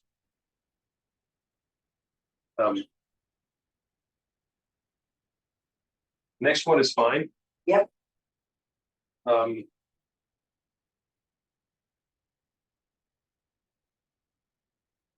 Next one is fine also. I agree. Everyone else? Is this, is this supposed to read as an actual letter? It's like, should we add a nicety about, we look forward to working with you when you see your project or Dear Trails Committee or something like that? Because it does read a little Yeah, brusque, I think. I think Freddie was hoping, I think just in the interest of decreasing the load, to have just sort of a form that gets filled in for each project. What were you thinking of taking something out? No, well, Grant was bringing up a good point, is this more along the lines of a letter where it should be saying, congratulations on your town meeting approval. We look forward to working with you on this project. And You can send that letter out, but this is separate. Okay. yeah, so this is more like not quite fill in the blanks, but more of a standardized. I mean, you could start out congratulations. But I don't know, I think this is a little bit more formal. I think you could do that in the letter you attach this to. Yeah. Have a real nice, That's fine. Yeah. We're calling it a letter, but that's all I asked. yeah, I see what you're saying. Yeah. I see exactly. Oh, a letter of expectation. Letter. Dear Trails Committee. Congratulations. I love on walking by your trail. Hope this letter finds you well. Yeah. So How are the kids? is there anything else to call besides a letter, this form? I Notice. think it's Notice. I like letter of expectation. I I think do it's too. non-confrontational. If All right, so did we get the first yellow paragraph? we did. Okay, so then it says prior to project start. I think we, We went through those, we're good. yeah, Oh, we're good with those. with the next two. Ellen, are you? Oh, you were all set with that? Yeah. Okay, Bottom two. so Ellen's you're good too. okay? Yeah. Sorry, I was. Pretty simple. There you go. So, What's on the next page? Oh, nothing much. project requirements, that's where I put in the, Yeah, as discussed, I only have one. and we agreed to during It's meetings just standard. with the CDC. Yeah. does that, did you agree to that one too? We didn't specifically, but I do. I do. All right, so here's the issue. If you agree to this, then we'll take those edits and put it into the form. And then.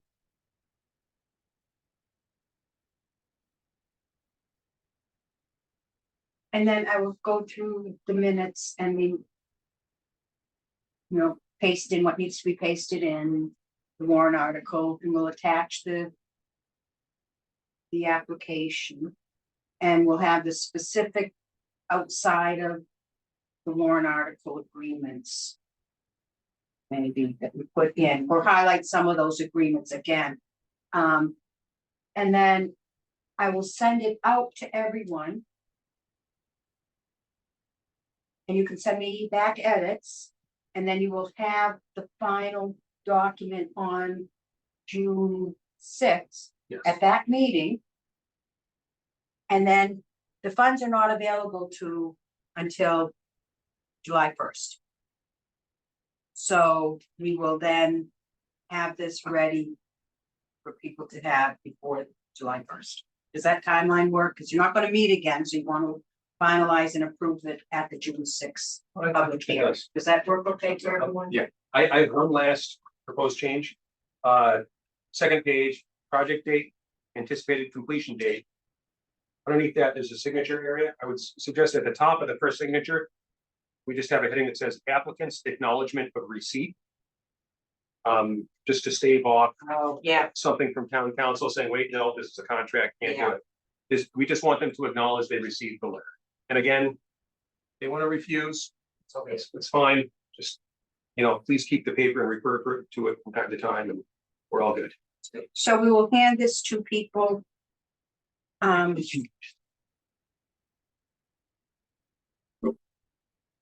At a meeting where they're videotaped, editing it. Zoom in.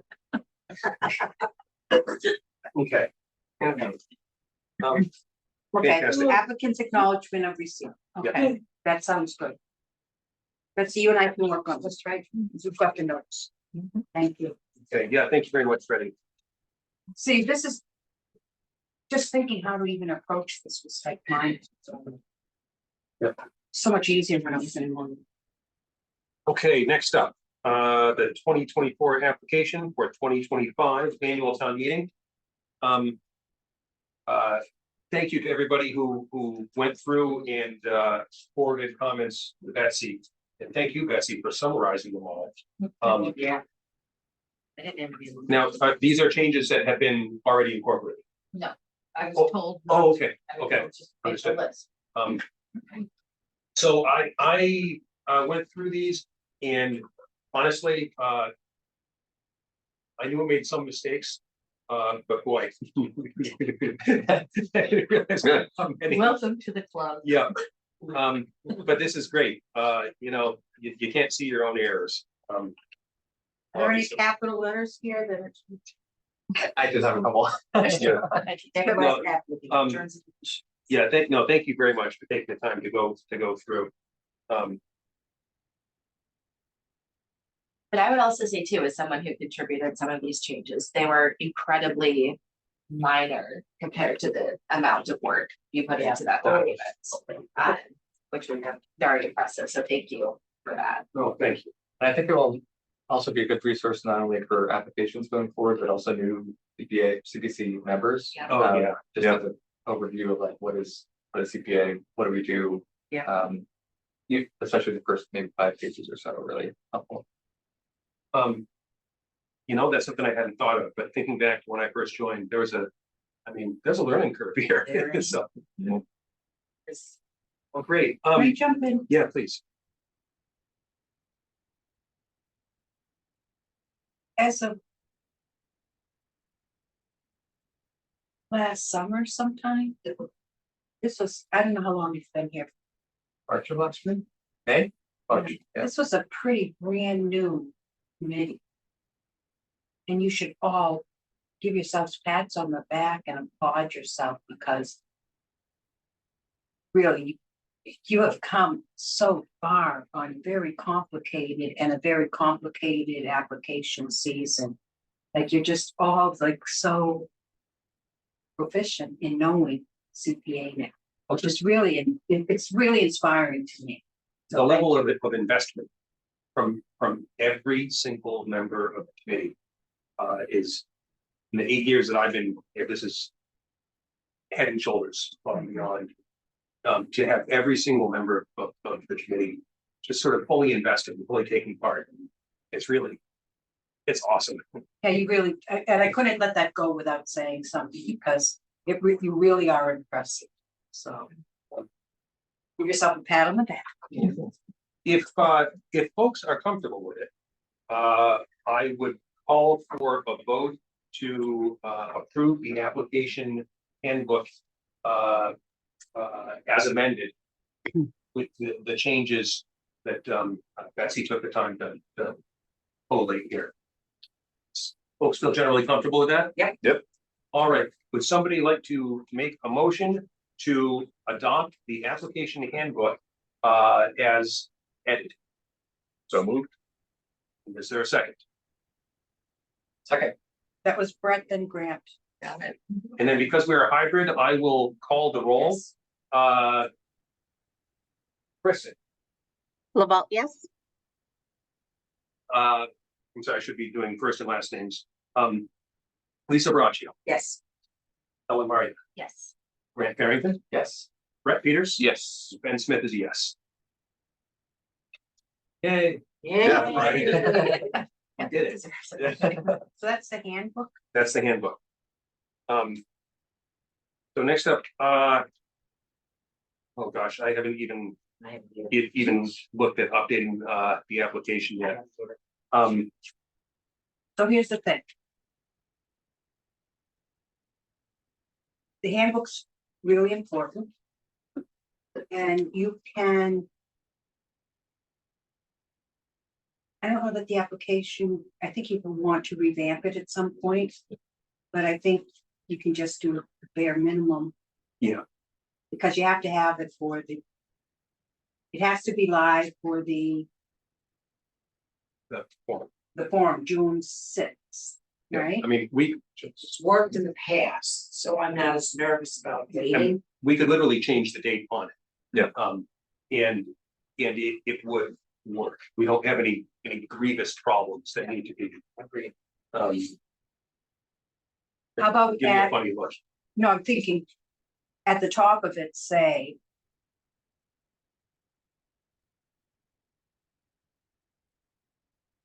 Maybe add a couple, 2 checkboxes. I've always thought this would be important to know.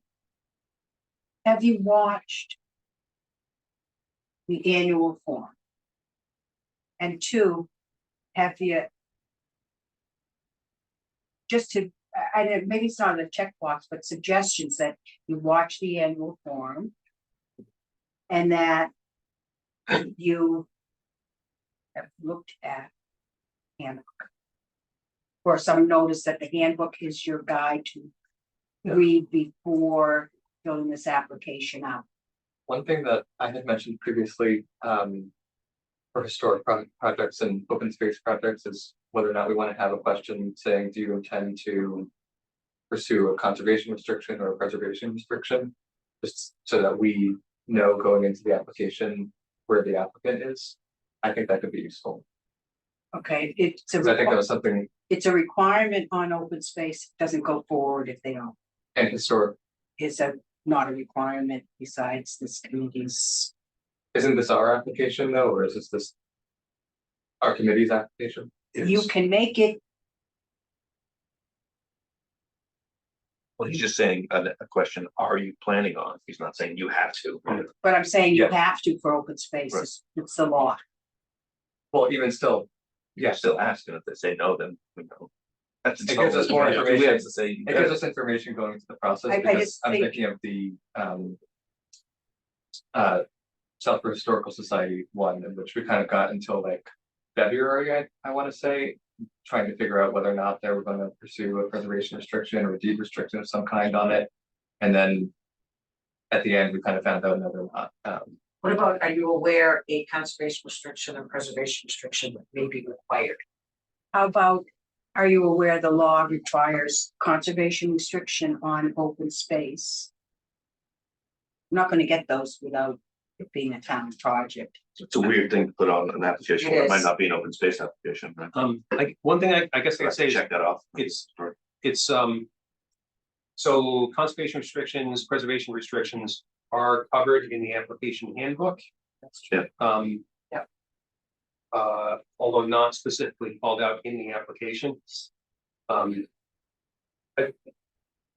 Is there, okay, I was see what thinking- you're trying to I was say. thinking, I like Grant's if this suggestion. is, if this is I don't know. a project, do you intend to pursue a preservation restriction?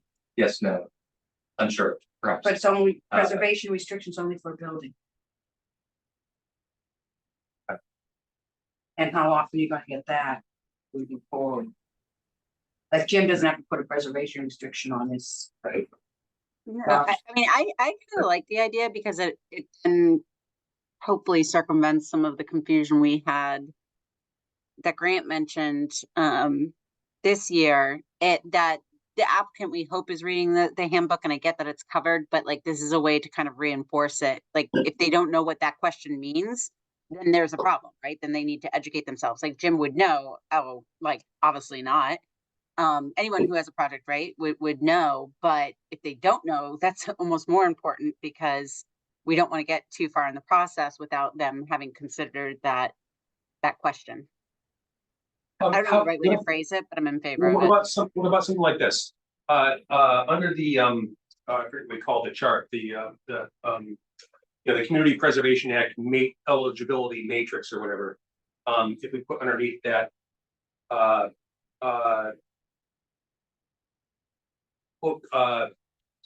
open space projects are required to have a conservation restriction. Certain historic preservation projects are required to have a preservation restriction. Just to sort of flag that this is an expectation. And certain community housing projects are tied to the beaches. Yes, absolutely. Yeah. That seems to me like that might be a natural place to put it, to flag it to the applicant's attention. And then, we do our internal review. After receiving the applications, the applicant's always welcome to come, but it's mostly us just reviewing it technically. And we come up with our list of concerns that we send to the applicant. And one of them will be if there's an anti-hate amendment issue or whatever, or if it's an open space, will require some sort of restriction, preservation, or I think it would be helpful to consider having a checklist for that as well from the handbook. So that, you're not, your key points. That might be getting ahead of this, but. Yeah. So for the application, you want something on there. Are you, I think a natural place would be under that eligibility matrix. the eligibility matrix though, is a standalone document that we don't edit into it, should we be? Oh, okay, you know, what, I just captured an Picture. image of it and jammed it into my. Well, I guess where I'm coming from is that I think it would be nice for the applicant to answer the question if it's relevant to them, just because Get them thinking about it. it gives us more information in adjudicating the application.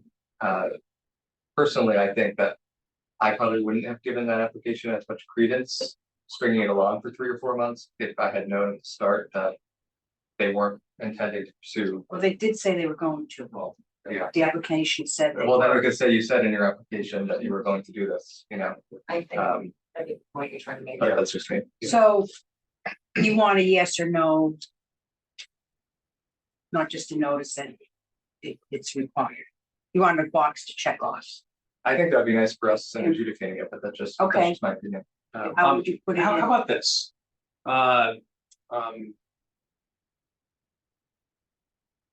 Asking the applicant, have you determined have you determined if your project requires a preservation restriction, conservation restriction, or deed restriction? Yeah.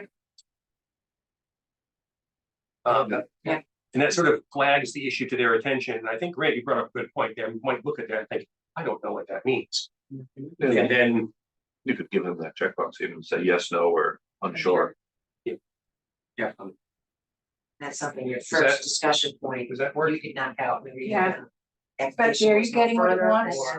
or- And you want to check box, yes, no, unsure, because I think you want the unsure there, because then Yeah. you come back and say, Yeah, then we know to reach out to them and talk to them. And they'll expect the conversation when we, yeah, absolutely. Do we want not applicable if it is?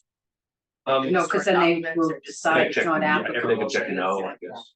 Just go say no. Oh, maybe 4 things, yes, no, not applicable. If it's too much. I'm No, it might sorry. be, But somebody may think it's not. But. Well, I what's the would question? imagine- Yes, no, probably not. Yeah. Still like Maybe. it's, you know, Just make it simple, yes, no. Yes, no, unsure, Leave it there, if they believe it's not applicable, then that's a no, that's a no. Yeah. I that think. makes sense. but no, we're asking, are you aware? Right. Oh, Yeah, I what's thought the you phrasing? said- Wasn't the phrasing, have you Have you determined? determined? Oh, Determined. Because No, then I would be haven't like, oh, I determined haven't because I don't determined, I know. don't, yeah, is, are you going to include a? yeah. Have you determined if your project is required to have a conservation restriction, preservation restriction, or deed restriction, right? That's pretty straightforward. But if they say no, that might just mean they haven't determined. They it haven't yet. determined it yet. If they say no. If they say, so this just means you're telling them that this is a possibility. Yeah. And if they say yes, when you review the application, you will say, all right, so which of these are we doing? And if they say no, it's like, well, we think this requires one, well, legally it does require one, so what is the, So is maybe. it more of a talking point than a?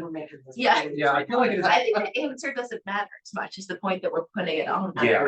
And we're gonna talk with them about it either way. I think No that's matter it. what they answer. Yeah. How about this, are you We don't want them to prepared be to discuss? We don't care what you answer. Just a I little. still like the way you word. Just just a little aside, when I was going through looking at all these other communities, I may have said this before, each really common. I would say something like 50% of the towns that I looked at, and certainly all of the larger, really high-speed community preservation committees, like, you know, the Bostons and whatever. You don't just fill out an application. First, they have a pre-application that you fill out. That essentially educates all applicants about how it all works. And then once they've gone through the pre-application, then they can file an application. And it's for exactly these kinds of reasons. It's just sort of I don't think we should go down that route. We're not big enough to handle that, but it's interesting. I had tried years ago to say that if you didn't come to the Oh. information hearing, you know, come back next year. Or you get demerits, or, I mean, I don't know. You always want to work with people. Okay. So with that, I think we're in okay shape for the application. We already talked about the application timeline. So for right now, you know, the handbook talks about grant agreements. Yeah. And unless and until we speak with town council, I think that's how it should remain, but,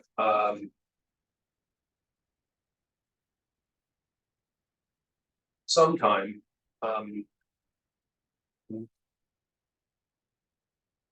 after we get through the summer, I think, because after we have our public forum, I don't know how much we're gonna be meeting until the end of August. I think we should try to get an appointment set up with town council, or if we can't get him to a meeting, maybe we get like a group of 3 or 4 of us, to go meet him at the townhouse or something. And finally get some clarity on this stuff. And then if we have to make an amendment or a change to the handbook, then we just do it. That. Chair report. So, the one big thing to report is that with the Algonquin pickleball courts, pretty much done. The, contingency money was not used. And, the wheels are now in motion to, return $26,000 back to the, Community Preservation Fund, thanks to the efforts of our consultants. Yes, we're first going to reimburse the schools. We're gonna at the same time fill out the form, which you already approved. So all you need is the chair to sign it. You don't need, I don't think. My thought is you don't need to all review it because it's just. Yep. A form. If that's good, then I'll get the form written up and have Ben sign it and then have them sign it and then we'll slide the money over. Or we'll research whichever account it came out of. Is there any interest in me conducting the vote to authorize me to sign these documents for the return of funds to the Community Preservation Fund? Am I I'm already. I think you're probably- already. You are off to work, Okay. yeah. Yeah, yeah. Okay, so we don't need it. Okay, thank you. All right, and that's all for chair report. Yes, anything else? Next meeting dates. So obviously we're scheduled for June 6th. And we haven't put anything else together after June 6th. The summer is always crazy. Once we fold the form, that opens the application window, which does not close until August 31st. I'm just realizing now, I don't know, but the handbook had said that the filing window was July 1st to August 31st. But then we also said that the application is made available June 6th. Oh, the at the application. public forum. Excuse me, the application is made available. I'm sorry, I just misspoke. But I'm just thinking about that language because we do say that the application deadline, the filing deadline is July 1st to August 31st, but that would mean that there's a gap of 3 weeks that. So, I mean, the form will be available, and we basically start accepting the form on July 1st at the start of the new fiscal year. Okay. But not a problem. I don't think so. Okay.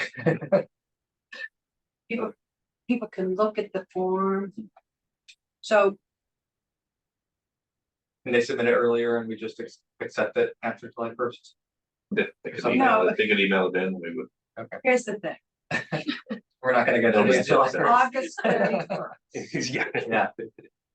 No, you'll get some earlier maybe, but point is the reason for the deadline is and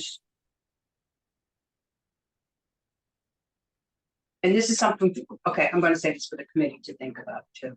Like, I've filled out more than my share of grant applications with state and feds and they don't look at them to a certain date, because if somebody sends them in early.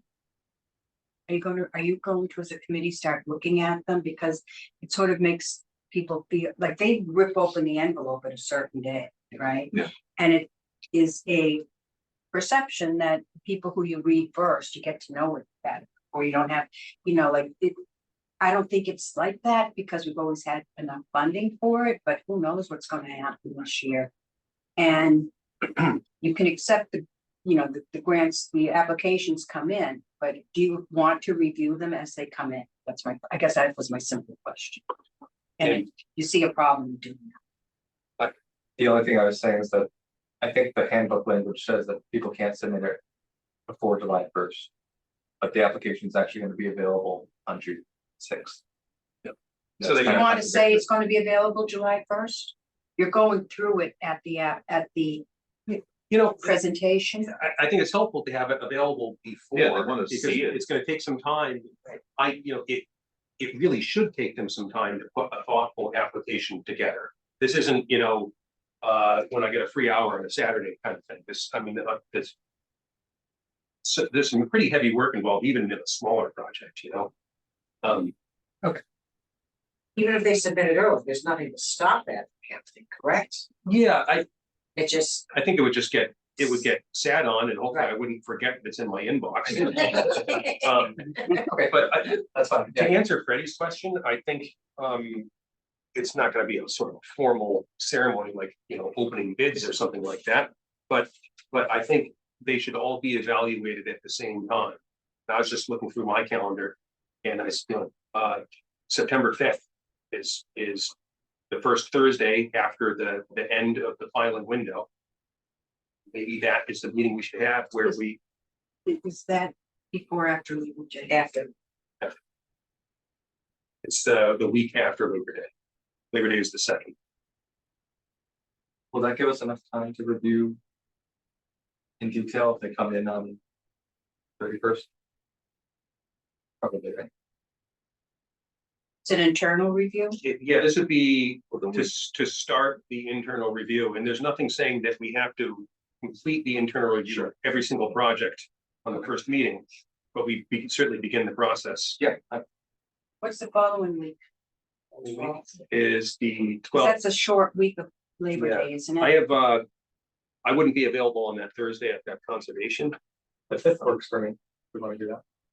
But I have, but the Wednesdays do not work for Lisa. I think I could make that one work. Actually, then. And we're talking months into the future here, so I know it's difficult for anybody to think that far into the future, and we may have to juggle it around a little bit, but September the 11th might be I can do the 11th, we can switch it all. So I have to, so I have enough notice to be able to do it. So does if that works? work for folks? Is that a Wednesday, the Yes. 11th? Yeah, I just think sometimes the week of Labor Day, oh, yes, it's a short week for if people are away for the weekend. Yeah. and- Are we picking the 11th? but Kristen, does that sound okay with you? Yes, it does. I can get off audio. Okay, great. So let's put it in for the 11th then, and then no, we don't have any big pressing issues ahead of us. Does anyone know After what town meeting is? Did they schedule it yet? No, but they tentatively did, and then they just put out a survey. Try to see when they could get, feedback from people on when they could attend. They gave them 4 different dates. Was that an email or something? I saw it at senior center when I was there for scholarship yesterday. That's the only reason I know. So it must be out there somewhere. I have no idea where, but yeah, I saw there's people fill out either a form. I'm sure the blog will have it at some point, but it should be on the town website, you would think, but So what I was saying is, we don't have any big pressing concerns after the public forum. If something does come up, obviously, we'll send out texts and emails, and if we need to get a meeting together, we'll try to arrange one. But as it stands right now, we may have No meetings during the summer. We used to do July and August. Yep. And then for some reason it was Just just always came up August. that happened, that had to, Yeah, something always came up. So just be ready. yeah. Okay. But ready, but also with your fingers crossed that, you know. Especially after this. I know, we deserve a little break. Okay, so that's next meeting dates. Minutes, we have 2 sets of minutes.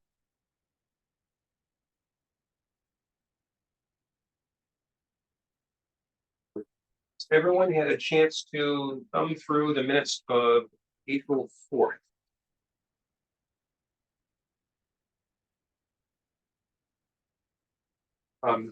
Betsy, had you been emailed, okay.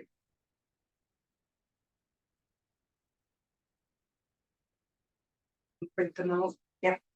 No, with the edit you got emailed. Yeah, I Oh. need to. That was my question. So Because he said, these are already updated. Those are the goal here is to streamline the process of Yeah. edits required. After folks have had a chance to look through.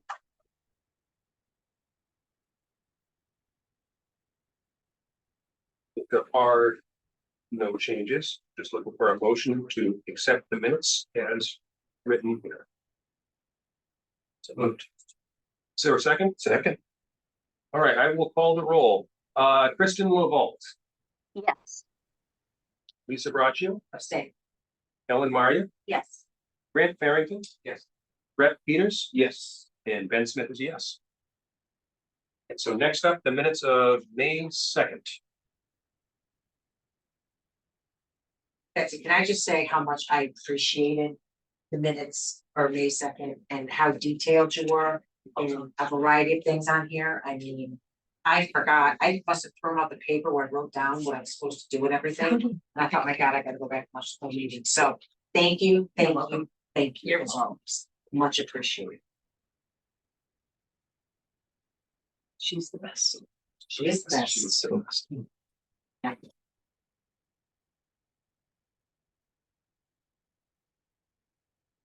As before, and there are no changes to be made. Actually, I have one small change. I was also via Zoom, I believe, on Thursday, May 2nd. Yes. Okay. Oh, okay. And I, just on a personal note, I apologize for that. Hope to get back in person soon. We miss you. I can't wait to get back in person. At least with Zoom, you can be here. I know, it's, It helps. yeah, it really does. Huge, it's huge. Okay, so would somebody like to make a motion to accept the minutes as amended? So moved. And is there a second? Second? Second. Okay, I will call the roll. Kristen Levault, Yes. thank you. Lisa Braccio, Yes. Ellen Maria, Yes. Grant Farrington. Yes. And Brett Peters. Yes. And Ben Smith is a yes. Okay, and we're gonna go. All right, we need one last motion. Who wants to do it? Make a motion to adjourn. Thank you. A second? Brett's got it. Brett's got it. All right, I'll call the roll one last time. Kristen Levault, Yes. Lisa Braccio, Yes. Ellen Maria, Yes. Grant Farrington. Yes. Brett Peters, Yes. Ben Smith is yes. Awesome. Thank you, everybody. Thank you, guys. Ask you a quick question. Okay. Just on the flyer, right, with your email, and I Yes. said, Hey, guys. do you prefer Ben? Yeah. Go ahead.